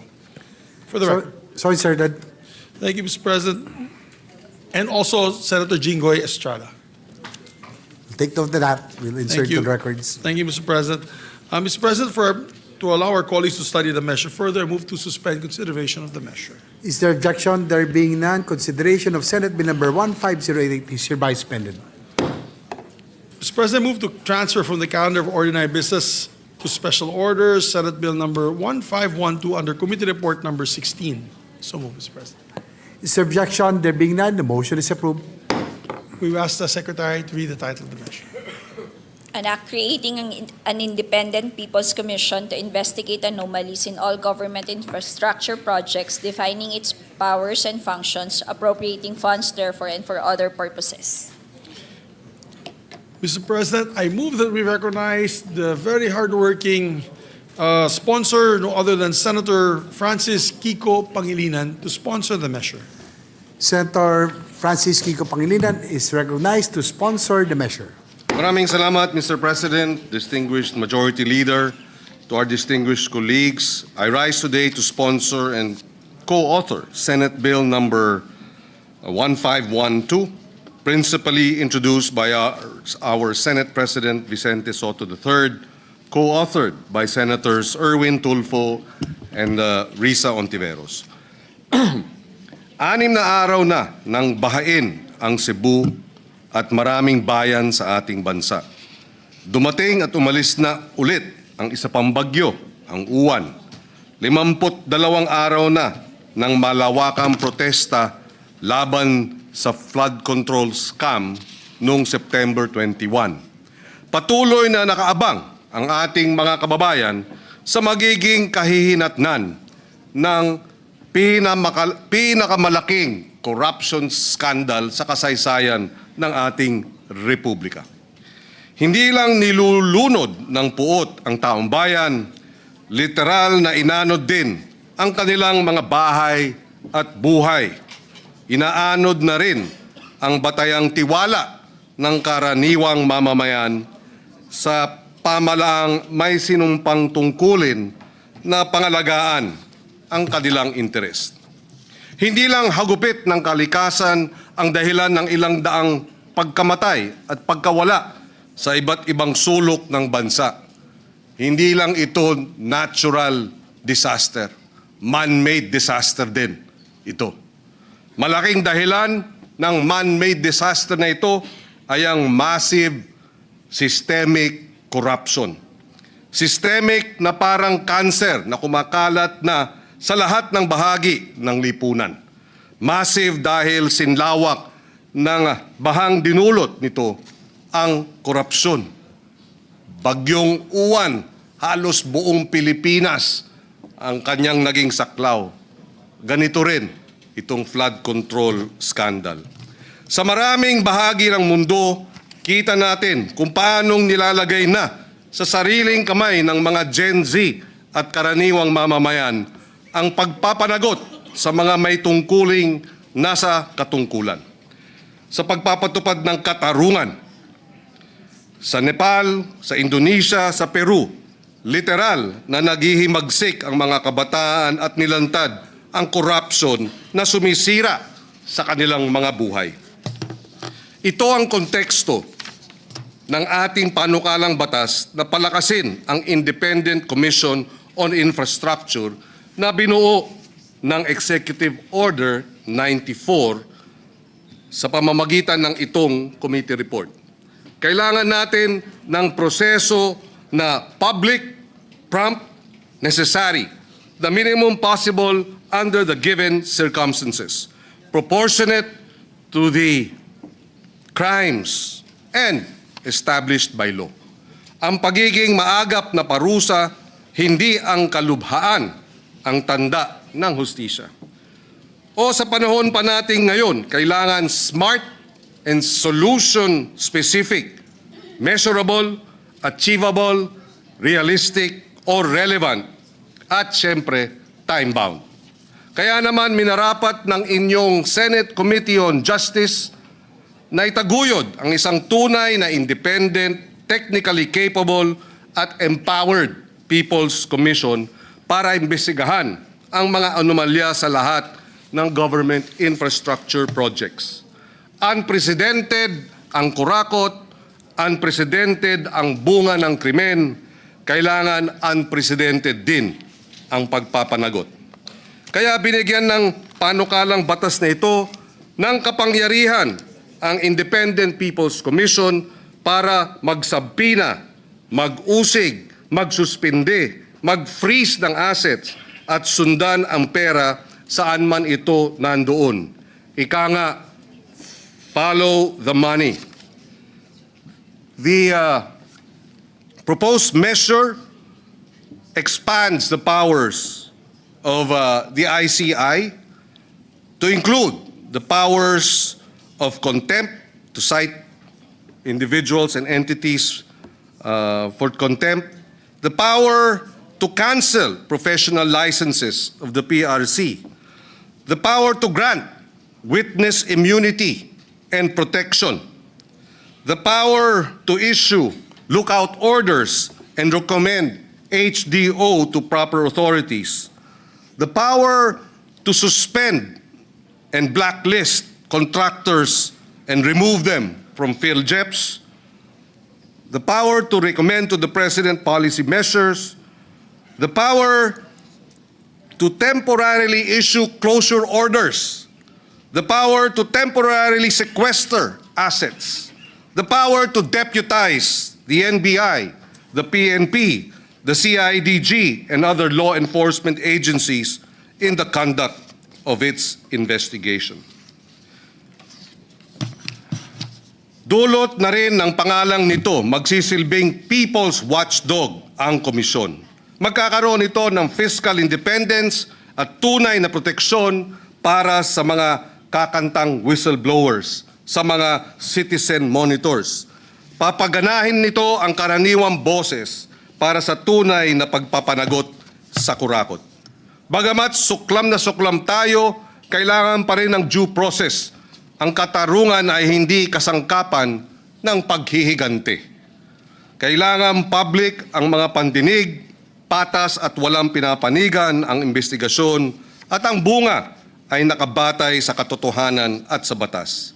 Pasanin natin ito sa bawat Pilipinong umaakyat sa kanilang mga bubong, nagdadasal para sa kanilang kaligtasan.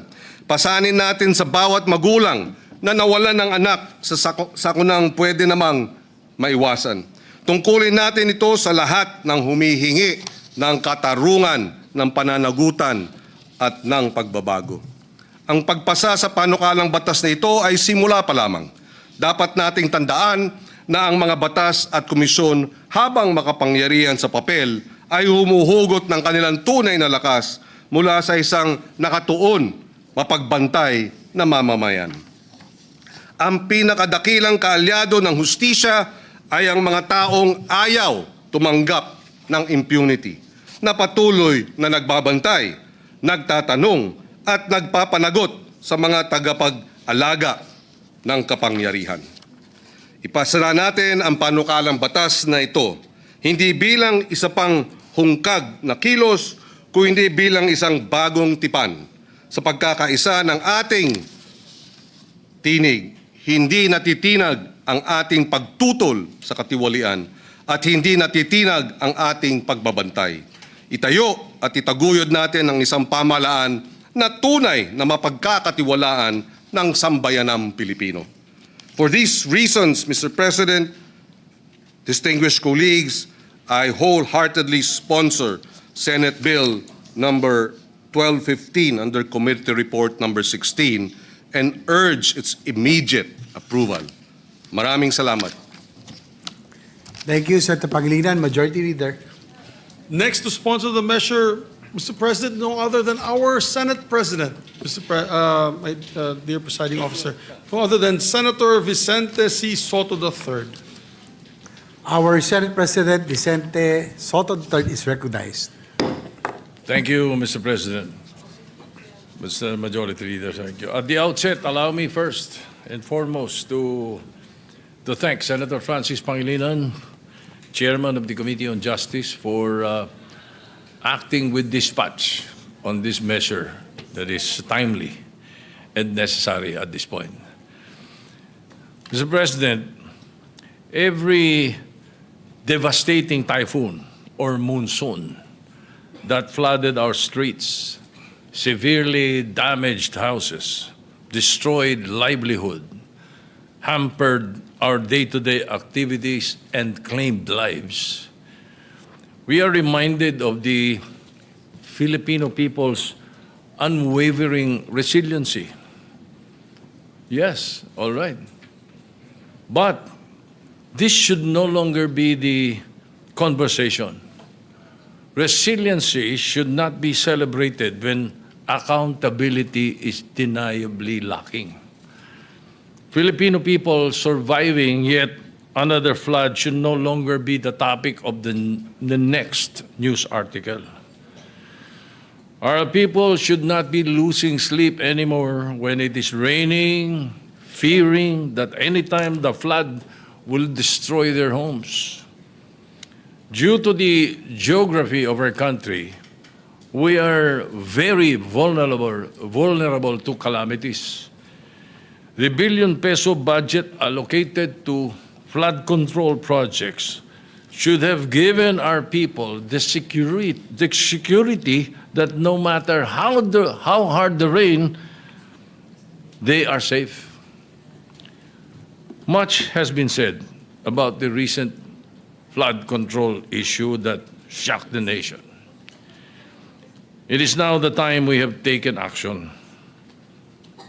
By filing Senate Bill 1215, we now demand accountability for those who took advantage of the flood control and other infrastructure budgets for their personal gain at the expense of the suffering of the people. Ginoong Pangulo, maraming ang pamintas-mintas eh. May mga nagpipintas pa. Oh, yung Blue Ribbon, hearing na naman. Yung TRICOM ng House, hearing na naman. Yung ICI, wala namang power. Dami natin naririnig na gano'n eh. O eto, through this bill, we will be creating a balanced, effective, and most importantly, an independent investigative body tasked to look into this systematic corruption through which billions of pesos intended for infrastructure projects have been lost. Until every person involved is held accountable, until every peso has been recovered, until every Filipino is safe during calamities, we should not stop acting. Again, my thanks to the committee, Chairman, to you and my esteemed colleagues. hopefully the immediate passage of this measure. Thank you, Mr. President. Thank you to our Senate President. Majority Leader.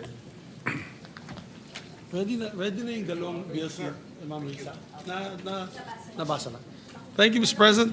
Mr. President, we have two last remaining sponsorships before we tackle the budget measure. May we transfer from the calendar, move to suspend consideration of the measure to allow our colleagues to study the measure further, Mr. President. Is there objection? There being none, motion is approved.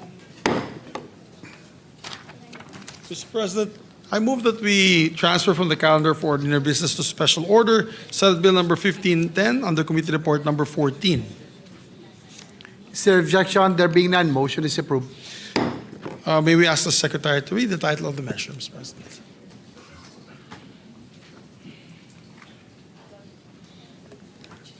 An act establishing a National Health Service Outreach Program for senior citizens and indigent persons with functional disabilities, providing for interagency and local government coordination and providing funds therefore. Thank you, Mr. President. Move that we consider the measure and recognize a distinguished Deputy Majority Floor Leader, Senator Risa Ontiveros, to sponsor the measure. Is there objection? There being none, our Deputy Majority Leader, Senator Ontiveros, is recognized. Salamat po, Mr. President.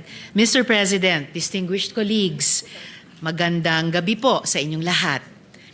I rise to sponsor the Health Outreach for Seniors and Indigents Program, HOSIP, a national initiative to provide community-based care, assistive devices, and hygiene support for senior citizens and indigent persons with functional disabilities.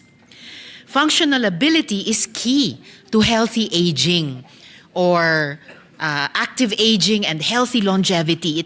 It means having the skills and opportunities to live a life you value, to meet needs, learn, move, connect, and contribute.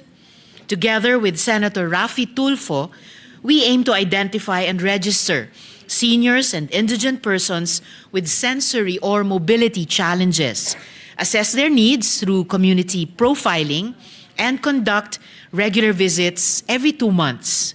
The program will also provide free assistive devices such as wheelchairs, walkers, hearing aids, eyeglasses, and dentures, and distribute oral care and hygiene kits quarterly to eligible seniors and indigent persons. Through HOSIP, we reaffirm our commitment to care for those who once cared for us and still care for us, and to uplift the lives of the poor and the vulnerable. Let this measure be a step toward a more inclusive, compassionate, and health equitable Philippines, where no senior or indigent person is left behind. Marami pong salamat, Mr. President. Thank you, Senator Ontiveros. Majority Leader. Thank you, Mr. President. To allow our colleagues to study the measure further, I move to suspend consideration of the measure. If there's no objection, motion is approved. Mr. President, I move that we transfer from the calendar for ordinary business to special orders, Senate Bill number 1511 under Committee Report number 15. I so move, Mr. President. Is there an objection? There being none, motion is approved. We ask the Secretary to read the title of the measure. There's no objection. The Secretary is requested to read the title of the measure. An act strengthening the protection of patients against hospital detention on grounds of non-payment of hospital bills or medical expenses and providing stiffer penalties for violations thereof, amending for the purpose RA 9439 entitled An Act Prohibiting the Detention of Patients in Hospitals and Medical Clinics on grounds of non-payment of hospital bills or medical expenses. May we recognize once again the very hardworking Deputy Majority Floor Leader and Chairperson of the Committee on Health, no other than Senator Risa Ontiveros. Once again, our Deputy Majority Leader, Senator Risa Ontiveros, is recognized to sponsor the measure. Salamat po, Mr. President. Mr. President, distinguished colleagues, magandang gabi po sa inyong lahat. I rise today to sponsor a measure that seeks to end a silent cruelty that has for too long haunted the corridors of our hospitals. The unlawful detention of patients, and even the withholding of the bodies of the dead because of unpaid hospital bills. This is a practice that cuts across our society. It victimizes the poor, the elderly, solo parents, and even those who simply fell sick at the wrong time. Sa ganitong practice, pinaparusahan nito ang mga may sakit dahil sila'y mahirap. At nilalabag nito hindi lang ang ating saligang batas, kundi pati ang ating pagkatao bilang tao. No Filipino should ever have to beg to be released from a hospital bed. No grieving family should ever have to ransom the body of a loved one.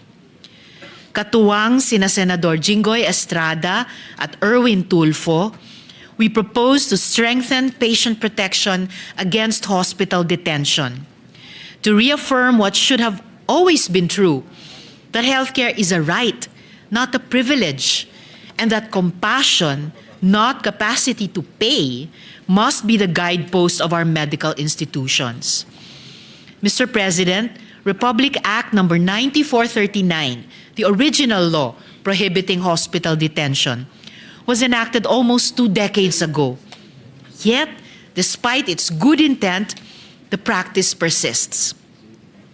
We still hear heartbreaking stories of mothers unable to bring home their newborns, of indigent patients detained for days, of families forced to surrender meager possessions just to claim their dead.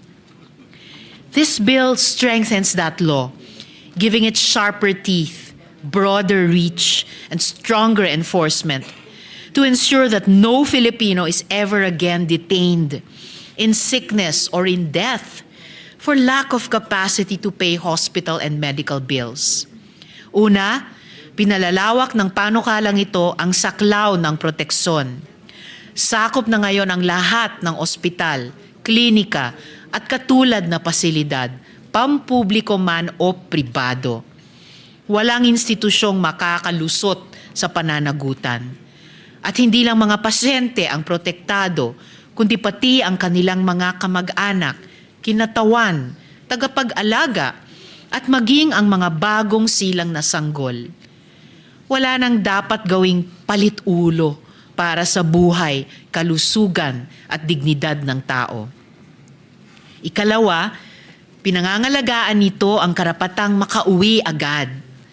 Kapag ang pasyente ay gumaling na, lubos man o bahagya, dapat siyang payagang umuwi kaagad matapos pumirma ng promissory note o katumbas na kasunduan. Walang dapat ikulong dahil sa kakulangan ng pera. At walang dokumentong medikal, discharge summary, reseta o medical certificate na dapat ipagkait dahil sa hindi nabayarang bill. Para sa mga mahihirap na senior citizen na inendorso ng Social Service Office, hindi na kailangang pumirma ni ng promissory note. Ikatlo, sinisiguro ng panukalang ito ang compassionate and humane treatment for the deceased. Inaatasan ng mga ospital na agad ibigay ang bangkay at mga kinakailangang dokumento, walang delay, walang singil, walang dagdag na pasakit sa pamilya. Para sa mga claims sa insurance o ari-arian, pwedeng gumamit ng kasunduang ligtas tulad ng deed of assignment. Pero kailanman, hindi dapat ipahiya o ipagdamot ang respeto sa mga naulila. Ikaapat, may mas mabigat na parusa sa mga lalabag. Ang sino mang opisyal o empleyado ng ospital na lalabag ay maaaring makulong ng hanggang 2 taon at 4 na buwan o multahan ng hanggang 300,000 pesos. Kung patakaran mismo ng ospital ang sanhi, ang mga direktor o manager ay maaaring makulong ng 4 hanggang 6 na taon at pagmultahin ng hanggang 1 milyong piso. At kung paulit-ulit ang paglabag, maaari nang bawiin ng Department of Health ang lisensya ng ospital.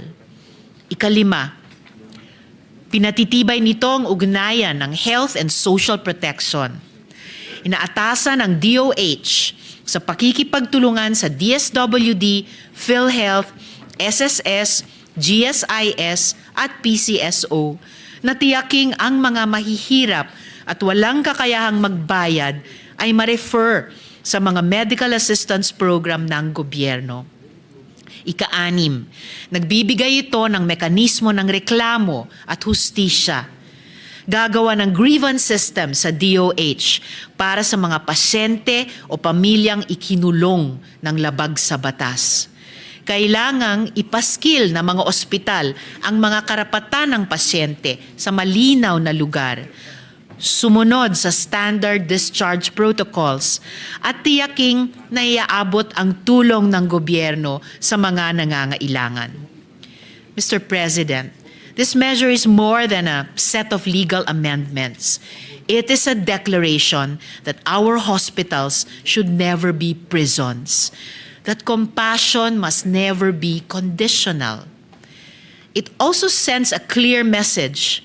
While we respect the financial realities of medical institutions, no economic consideration can justify the deprivation of liberty or dignity of a patient. This bill strengthens the partnership between government and healthcare providers. It encourages a system of shared responsibility in which hospitals fulfill their duty to care and government agencies provide the safety nets that make that duty sustainable. Through this measure, we are not only strengthening the law, we are reaffirming our humanity. Mr. President, distinguished colleagues, I urge respectfully the swift passage of this measure. Let us make sure our hospitals remain places of healing, not of detention, places of care, not of profit, places of compassion, never of cruelty. Marami pong salamat, Mr. President. Thank you, Senator Tiberos, Majority Leader. Thank you, Mr. President. Mr. President, to allow our colleagues to study the measure further, I move to suspend consideration of the measure. Is there objection? There being no consideration of the said measure is hereby suspended. The reference of I may ask for a minute suspension, Mr. President. Session is suspended.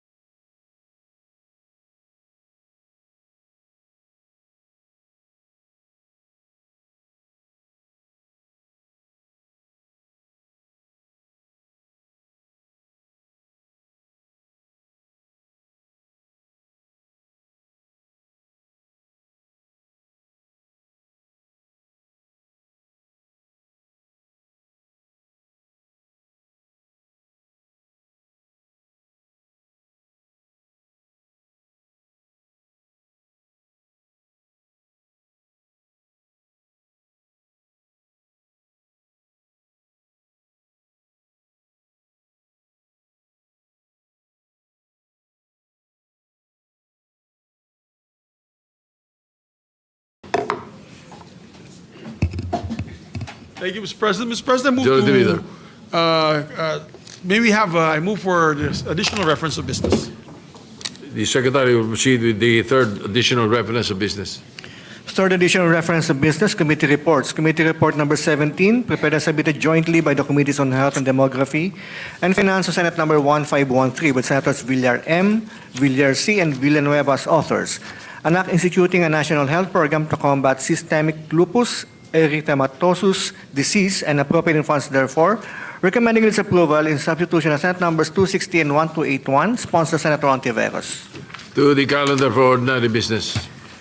Committee report number 18, submitted by the Committee on Finance on House numbers 4058, introduced by Representative Swan Singh et al., titled An Act Appropriating Funds for the Operation of the Government of the Republic of the Philippines from January 1 to December 31, 2026, recommending its approval with amendments, sponsor Senators Gatchalian, Estrada, Villar M., Cayetano P., De La Rosa, Ejercito, Go, Legarda, Marcos, Pangilinan, Tulfo E., and Villar C. To the calendar for ordinary business. Majority Leader. Thank you, Mr. President. Mr. President, finally, I move that we transfer from the calendar for ordinary business to special order, House Bill number 4058 under Committee Report number 18. I so move, Mr. President. Any objection? Hearing none, consideration of 4058 to transfer to the calendar for ordinary business is approved. Thank you, Mr. President. Mr. President, I move that we recognize our Secretary to read the title of the measure. Yes, the Secretary will read the title of the measure without prejudice to inserting the contents thereof. An act appropriating funds for the operation of the government of the Republic of the Philippines from January 1 to December 31, 2026. Majority Leader. Thank you, Mr. President. I move that we recognize the sponsor of the measure, no other than our hard-working mathematician par excellence, no other than the chairman of the Committee on Finance, Senator Win Gatchalian. Thank you. Senator Sherwin Gatchalian, Chairman of the Committee on Finance, Thank you. is recognized. Thank you, Mr. Chairman. Di po ako mathematician, pasang-awa lang po ako sa math, Mr. Chairman.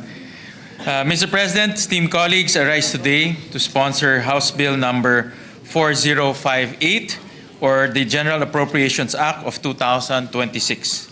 The national budget is more than a purse. It is the single most important reflection of the nation's priorities. And these priorities must always embody the aspirations of our people. Dahil hindi lang pamumuno o maayos na pamamahala ang ipinagkatiwala sa atin ng ating mga kababayan, ipinagkatiwala nila sa atin ang kanilang pag-asa, ang pag-asang maramdaman nilang umangat ang kanilang buhay na may saysay ang bawat pisong ginagastos ng gobyerno para sa katuparan ng kanilang mga pangarap. At sa totoo lang, Mr. President, nagkulang tayo. Nagkulang tayo dahil sa talamak na korupsyon, sa flood control, at sa napakaraming sakunang sanay na iwasan at mga buhay na sanay na ligtas kung ginamit lang ng tama ang pera ng bayan. Typhoon Paolo ravaged the provinces of Isabela and Aurora.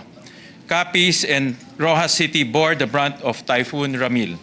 And Typhoon Tino brought untold devastation to the people of Cebu. According to the Office of the Civil Defense, more than 200 people were killed. Just this weekend, Typhoon Uwan visited its wrath on the country. Homes and communities were devastated, and more than a million people fled their homes to seek safety. And as the recent protests have shown us, public outcry is loud and clear. People have lost faith in government. We are determined to restore what has been lost: leadership, accountability, and transparency. The first step towards rebuilding the trust of our people is showing them through specific and concrete actions that their hard-earned money will be used responsibly and that they know exactly where it is going. This representation is proud to say that we have introduced several significant firsts to create the golden age of transparency in the national budget.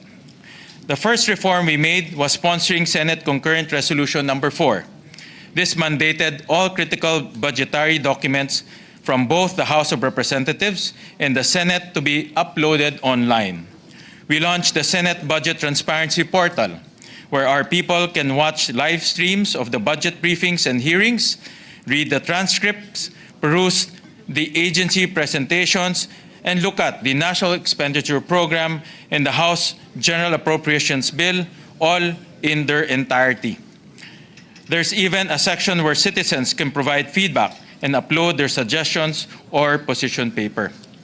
This is the first time that the public will have access to the complete picture of the national budget, from the NEP, the GAB from the House of Representatives, the amendments to the GAB approved on third reading by the Senate, all of them in machine-readable format, and finally, to the live streaming of the bicameral conference committee. Actually, Mr. President, pagtapos ho nitong sponsorship po, i-upload na rin ho natin yung committee report. Kasama po yung mga annexes. So, ibig sabihin, kasama rin po dito yung mga different projects from the DPWH, from NIA, from Department of Agriculture at iba pa. First time ho gagawin natin na i-upload ho natin yung committee report together with the annexes in our Senate Transparency Portal.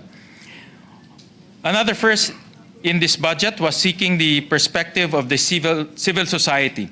Last October 28, we held a public hearing with various civil society groups to get suggestions on how transparency and accountability measures can be strengthened.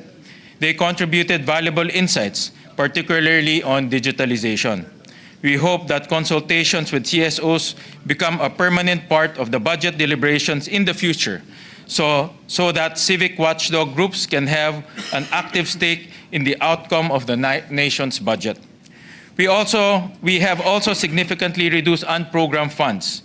During the budget hearings, one of our most painful discoveries was that unprogrammed funds that turned into a magnet of corruption. In 2023, the total amount for flood control projects that was sourced from unprogrammed funds stood at 25.25 billion. In 2024, the amount increased to 85.78 billion. For 2026, the House GAB allotted 243 billion pesos. The Senate version trims this down to 174.5 billion, a reduction of more than 68.5 billion. Of the 11 line items in unprogrammed funds, the Senate version reduced them to 7, with only 3 cash items. Mr. President, esteemed colleagues, we examined this budget with a fine-tooth comb. This representation personally sat through every budget briefing in all the subcommittees.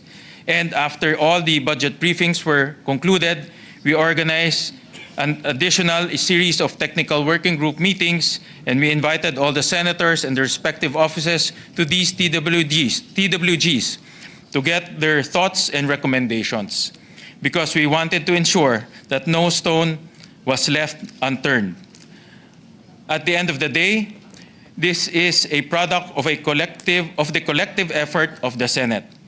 And I'd like to thank all my fellow senators for their contributions throughout the budget process. Your experience, perspectives, and recommendations are at the heart of this budget. The total proposed national budget for 2026 stands at 6.7 trillion pesos.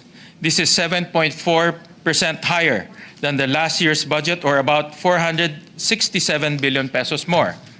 This budget is aligned with the President's Philippine Development Plan and draws its economic pillars from forecasts provided by the Development Budget Coordination Committee. GDP growth rates are set at 6.6 to 7% for the next year, as adopted from the DBCC.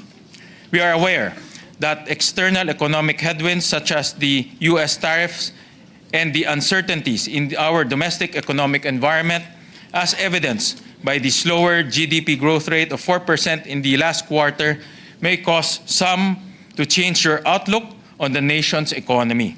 But these developments do not dampen our confidence. We will take these challenges as a call towards more disciplined spending. Let me share the highlights of this Budget Committee report. The first notable highlight is the proposed budget for education. The 2026 budget is an education budget. The total budget for the education sector stands at 1.38 trillion pesos. This is 20% of the national budget, or 4.5% of GDP. It is the highest in our country's history. More importantly, for the first time, the budget for education meets the United Nations mandated benchmark for allotting at least 4 to 6% of GDP to the sector. This allows us to meaningfully pursue the goal of ensuring inclusive and equitable quality education and promote lifelong learning opportunities for all.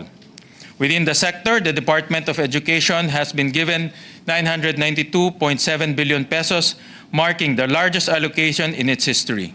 The Commission on Higher Education was allotted 48.2 billion pesos, while the Technical Education and Skills Development Authority is set to receive 25.3 billion pesos. Funding for state universities and colleges stands at 140.3 billion pesos. DepEd's budget will increase by a substantial 78.5 billion pesos, or 8.6% compared to the amount approved under the House General Appropriations Bill. This increase underscores our collective commitment to strengthen programs that directly enhance the quality of learning for our learners. One of our most urgent priorities is addressing the nation's long-standing classroom backlog. As of July 2025, the current classroom backlog stands at 147,000 classrooms nationwide. According to the figures from the Department of Education, more than 5,000 classrooms were either damaged or destroyed by recent typhoons, by the recent storms. Your Committee on Finance allocated an additional 19.3 billion pesos on top of the 48.7 billion pesos in the House version, bringing the total funding for classroom construction to nearly 68 billion pesos. This represents a significant increase to the 15.25 billion originally allotted for classroom construction under the 2026 National Expenditure Program, underscoring our firm commitment to providing every learner with a safe and conducive space for learning. This increased funding empowers the DepEd to construct between 19,000 to 27,000 new classrooms. And this will bode well with the recent sponsorship of Senator Bam Aquino on the Classroom Acceleration Program. So perfect timing po dahil yung batas po ay magkakaroon na ng funding pag na-approve po yung CAP law ni Senator Bam Aquino. An additional 15.06 billion pesos has been provided for the school-based feeding program, increasing its allocation from 13.61 billion pesos in the House version to 28.66 billion pesos under the Senate Committee report. This will allow the program to operate throughout the entire 200 school days of the year, ensuring nutritional support for kindergarten and grade 1 learners while continuing to prioritize wasted and severely wasted learners from grades 2 to 6. Actually, napag-usapan rin namin ni Senator Bam to in one of his hearings about the school-based feeding programs to increase it from currently 120 days to now 200 days. So the entire school year na ho, mapapakain ng mga bata ho natin. All told, more than 4.8 million learners are expected to benefit from this initiative.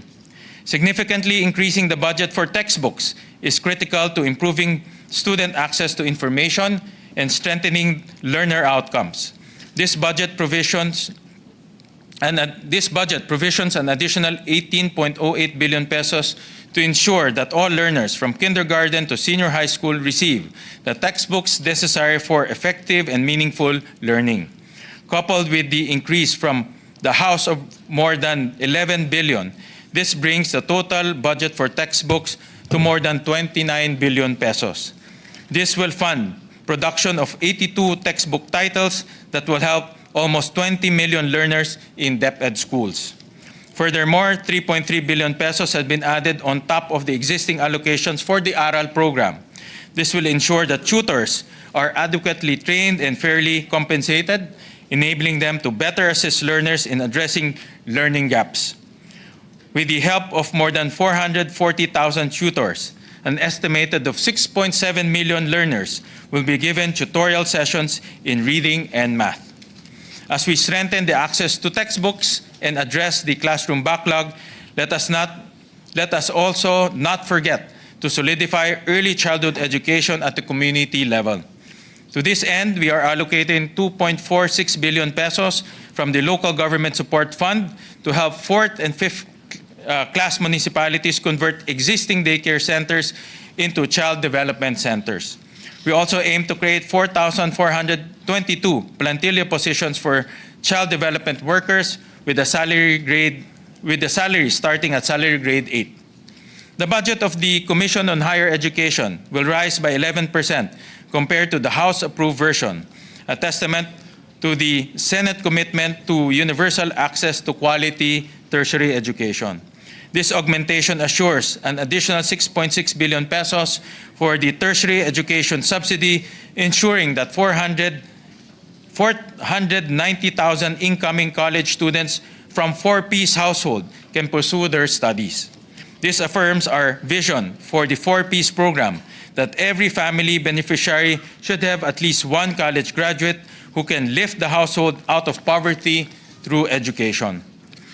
Under this augmentation, each beneficiary will receive 20,000 pesos per year if they are enrolled in a public higher education institution and 27 pesos per year if they attend a private HEI in areas without public university and colleges. It also corrects inequities in the past when students from low-income households were crowded out in the selection of TES beneficiaries.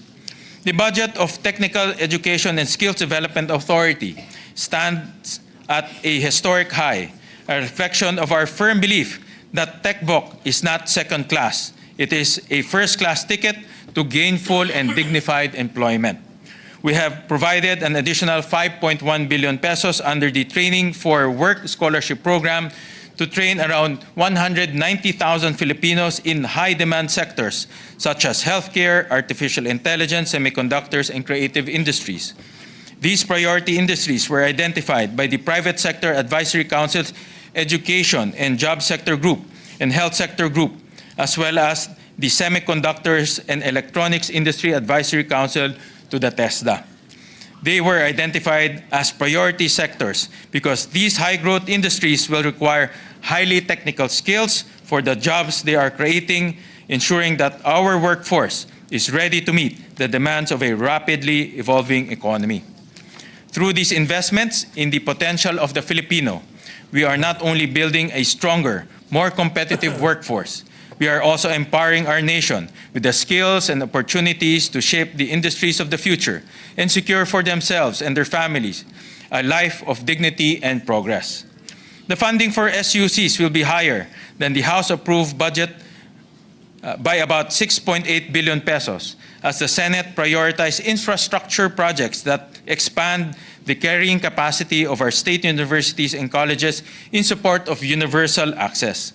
This augmentation directly responds to our research findings presented during the budget briefing, which revealed that around 168,000 qualified college applicants were unable to enroll due to limited enrollment capacity.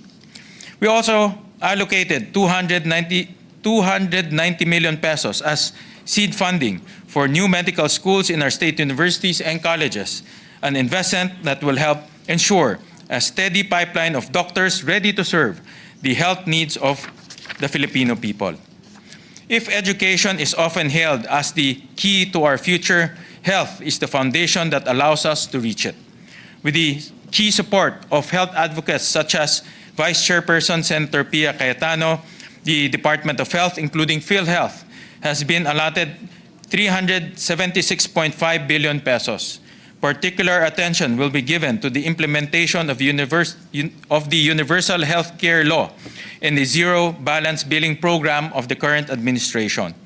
These initiatives aim to ensure that every Filipino can access quality health care without the burden of financial hardship when seeking medical treatment. The Senate increased the operating funds of DOH hospitals by 9.3 billion pesos. This is to expand the coverage of the government's zero balance billing program. Under the NEP, the budget for zero balance billing stood at 53.3 billion. This could accommodate an estimated 16 million Filipinos. With the increase proposed by the Senate committee report, the total budget for zero balance billing now stands at 62.6 billion pesos. With this augmentation, an estimated 18 million Filipinos can receive hospital care at no cost, an increase of 2 million beneficiaries. We also bolstered the funding for zero balance billing in specialty hospitals. The Lung Center of the Philippines, the Philippine Heart Center, the National Kidney and Transplant Institute, the Philippine Children's Medical Center will receive an additional 1 billion pesos each. This is also thanks to the recommendation of Vice Chairperson Senator Pia Cayetano. These efforts represent our commitment to a rights-based approach to health. And because we recognize health as one of the most fundamental human rights, we are strengthening rules-based systems to ensure that those who need help the most always have access to it. But health and education need a third pillar to secure the well-being of our people, particularly those who live in the farthest margins of society. Marami sa ating mahihirap ang umaasa pa rin sa mga social services ng pamahalaan.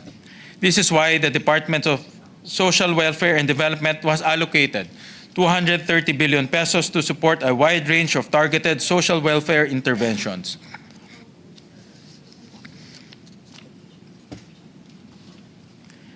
We increased the social protection for indigent senior citizens by 8.2 billion pesos to cover approximately 663,000 waitlisted beneficiaries, an initiative endorsed by Senator Pia Cayetano. We also increased funding for the supplementary feeding program for children below 5 years old to expand the number of feeding days from 120 to 180 days, benefiting more than 1.8 million children below 5 years old in our child development centers. In addition, we pushed for the establishment of 5 regional Bahay Pag-asa facilities to provide proper care and rehabilitation for the children in conflict with the law. Each Bahay Pag-asa carries a capacity of 50 beds, a total of 200 beds nationwide. Based on average case durations, these facilities can serve 125 and 500 children in conflict with the law every year. And this is also an advocacy of Senator Kiko Pangilinan to expand our capacity in the Bahay Pag-asa facilities nationwide. To ensure our budgetary decisions are guided by data, we have rationalized the budget for the Pantawid Pamilya program. A total of 101.8 billion pesos will be allocated for 4 Ps, enough to sustain the cash grants of around 3 million existing household beneficiaries and to extend coverage to about 500,000 new near-poor households identified through the community-based monitoring system. This funding level also addresses the 6.5 billion pesos shortfall for the December 2025 4Ps payout, ensuring that no family misses a single month of support.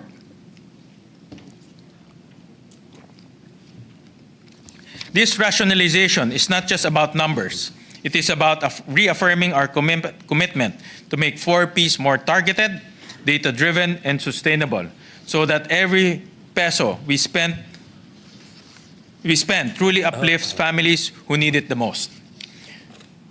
We have not forgotten our 2.3 million overseas Filipino workers. Sila ang ating mga makabagong bayani. Ang mga sakripisyo nila ang bumubuhay sa kanilang mga pamilya at nagpapaandar ng ating ekonomiya. Bilang pagkilala sa kanilang kontribusyon, na doble po ng Senado dahil sa matatag na suporta ni Vice Chairman Senator Erwin Tulfo ang pondo ng Action Fund ng Department of Migrant Workers. Ito ay mula sa 1.2 billion na bersyon ng Kamara naging 2.4 billion pesos. Sa dagdag pondong ito, mas mapapalawak natin ang tulong para sa ating mga OFWs, kabilang ang pinansyal at medical na assistance, repatriation para sa mga nasa panganib at legal na suporta para sa mga may kinahaharap na kaso o suliranin sa ibang bansa. Ito ay patunay na ang ating bansa ay maninindigan para sa mga OFWs. Ang inyong pagsisikap ay hindi mauuwi sa kapabayaan, kundi tutumbasan ng proteksyon at tunay na malasakit. As we tend to the health and well-being of our communities and families, we should also look after the welfare of our industries, because the first level of empowerment is economic empowerment, and transforming our production sectors to create competitive work for our people is equally vital.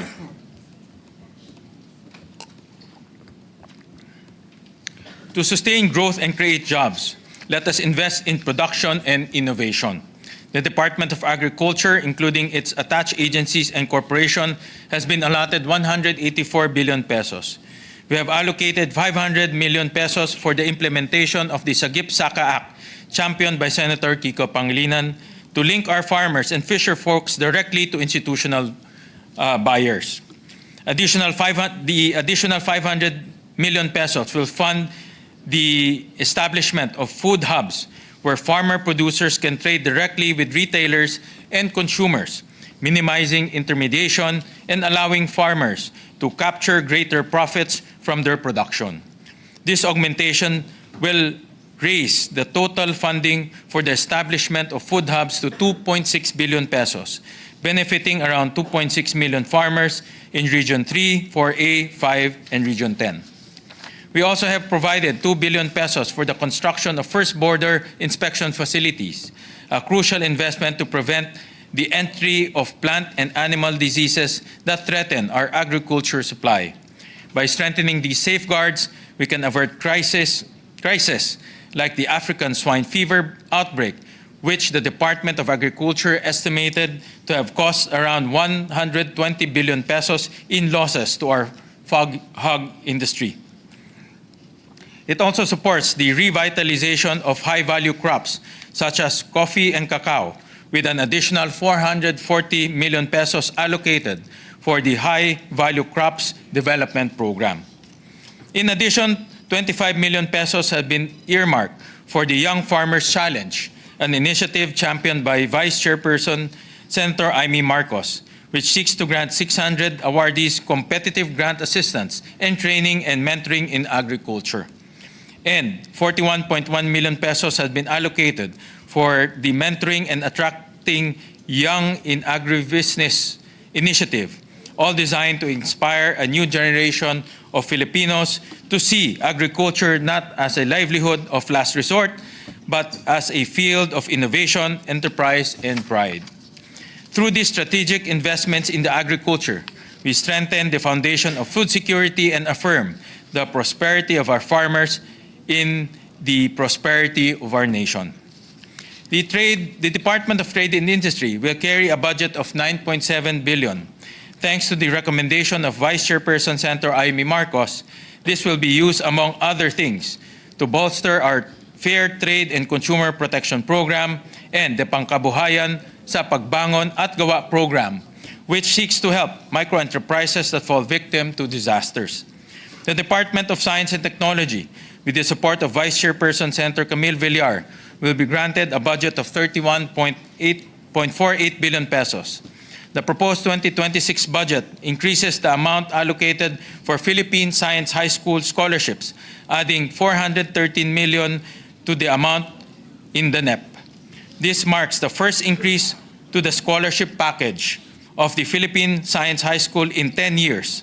More than 10,000 learners will benefit from this increase. Our people experience the failures of governance not through missed KPIs or spreadsheets, but in hours they lose stuck in traffic, the toll that takes on their health, and the persistent disappointment that comes with knowing that infrastructure, the part of government that is meant to connect communities together, has been used as well for corruption that widens inequality. For 2026, the proposed budget for the Department of Public Works and Highways will be set at 568.56 billion pesos. We reduced the budget of the department by 55.91 billion. During the hearings, we discovered several red flags, such as roads with no station IDs, duplicate projects, projects in multiple phases, and reappearing projects from previous year's budget. The President recently ordered the DPWH to lower material costs for infrastructure projects. And the goal of reduction is not only to help comply with that directive, but also to ensure efficiency and more responsible spending. As an additional safeguard against corruption, all DPWH projects have station ID numbers, bridge IDs, and school IDs included in the committee report. And one of the concepts that I learned from Senator Ping Lacson is the lack of detail in the different projects. Dahil wala pong station ID, hindi ho natin mahanap kung nasaan po yung project, hindi ho natin malocate kung nasaan po yung tinatayong kalsada, hindi rin natin alam po kung gaano kahaba. So ngayon po, dito ho sa 2026 committee report, lahat po ng mga kalsada, bridges, meron na pong station ID. Kaya malalaman na po yung mga gusto hong tingnan po itong budget, lalo na mga engineers, ma-identify na ho nila saan at gaano kahaba. We cannot talk about improving infrastructure without improving the country's transport system. For this year, the Department of Transportation will receive a budget of 189.298 billion. And thanks to the vigilance of Vice Chairman Senator J. Versito, several key airport projects in Bicol, Daet, Camiguin, Siargao, and Catbalogan will be funded. Funding for the Bicol International Airport project is proposed at 1 billion. The Daet, Camiguin, and Catbalogan Airport each will receive funding at 250 million, and Siargao Airport will receive proposed funding of 100 million. Furthermore, this budget will support the acquisition of more than 400 floating assets for the Philippine Coast Guard in the amount of 4.9 billion pesos. Technologies such as monitoring systems to improve maritime safety will go a long way to enhancing the Coast Guard's capabilities. This was also upon the recommendation of Vice Chairperson Senator J.V. Arcito. The fast-paced nature of change in the modern world demands that we meet challenges to our safety from a position of strength. Dahil hindi lang nakasalalay sa mga tulay, daan at gusali ang pag-unlad, mahalaga rin ang katahimikan at seguridad ng ating mga komunidad. Because safe communities create the needed conditions for our people and economy to flourish. For fiscal year 2026, the proposed budget for the defense sectors amounts to 385.97 billion pesos. This represents 1.25% of the project's projected nominal GDP for 2026. This allocation is the highest defense spending of the country relative to its economic size and will surely strengthen our capabilities, address our defense-related needs. Together with this is the modernization of the AFP. Thanks to the guidance of Vice Chairman Senator Ronald Bato de la Rosa, the Senate allocated 90 billion pesos to this endeavor. As we strengthen the foundations of our economy and ensure the future of our youth, we should also adapt to ever-changing geopolitical conditions. The continuing modernization of our armed forces is an investment in the nation's security and our contribution to the safety of the ASEAN region. Under the recommendation of Vice Chairperson Senator J.V. Arcito, we have transferred a total of 23.7 billion pesos from the MPBF to increase the subsistence allowance of more than 333,000 uniformed personnel in the Philippine National Police, the Philippine Coast Guard, the Bureau of Jail Management Penology, the Bureau of Fire Protection, and the Philippine Public Safety College, the Bureau of Corrections, and the National Mapping and Resource Information Authority. This funding will raise their daily subsistence allowance from 150 pesos to 350 pesos, bringing it at par with their counterparts in the armed forces of the Philippines. We also honor the sacrifices of the military veterans who came before. Also, through the initiative of Vice Chairman Senator Bato de la Rosa, the Senate has given support to the construction of two-story hospice dormitory at the Veterans Memorial Center. The facility will have 50 hospice patients rooms and 50 dormitory rooms, increasing bed capacity by 250. Through these efforts, we affirm a simple but profound principle that government takes care of those who take care of the Filipino people. Our duties as leaders do not end with tending to the economy, securing our borders, or protecting our communities from crime and terrorism. We have a larger responsibility to prepare our nation and protect our people from the threats caused by climate change and the degradation of our environment. This is why this proposed budget also invests in environmental protection and climate resistance. Through the recommendation of Vice Chairperson Senator Legarda, the Climate Change Commission is set to receive an additional 55 million pesos specifically for the establishment of a roving climate change academy in coordination with SUCs, DepEd, schools, and local government units. Your Committee on Finance would also like to thank the following senators for upholding specific sectors of our society that are important to our heritage, culture, and our identity as Filipinos. Thank you to Vice Chairman Senator Jingo Estrada for advancing our film industry through the continued support of the Cinemalaya, the Film Development Council of the Philippines, and the Movie and Television Review and Classification Board. To Vice Chairperson Senator Lauren Legarda for always championing our cultural heritage and ensuring that it has meaningful spaces to flourish. To Senator Mark Villar for securing funding to restore the Manila Central Post Office building, which fell victim to fire in May of 2023. It is one of our most important and iconic historical treasures. I would also like to acknowledge Senator Bongo for standing shoulder to shoulder with our athletes and the Philippine Sports Commission. Senator Go's recommendation will increase financial assistance to athletes and the construction of high-performance training facilities. Thanks to these efforts, we can support generations of future athletes that may one day take their place on the world stage. Last but certainly not the least, let me take this opportunity to thank my staff and the team from the LBRMO who sat with me through all the briefings, hearings, and analyzed the budget down to the last detail to come up with policies that are fiscally responsible, socially responsive, and humane. We would not be here today without your effort. Mr. President, esteemed college, we cannot change the past. We cannot change the past, but we can shape and reclaim our future with clarity, conviction, and determination. The General Appropriations Act of 2026 stands as both the instrument of our national development and a pledge towards the restoration of government's credibility in the eyes of its people. May it remind us that progress without integrity is hollow, and integrity without progress is unfulfilled promise. Genuine principled governance demands no less.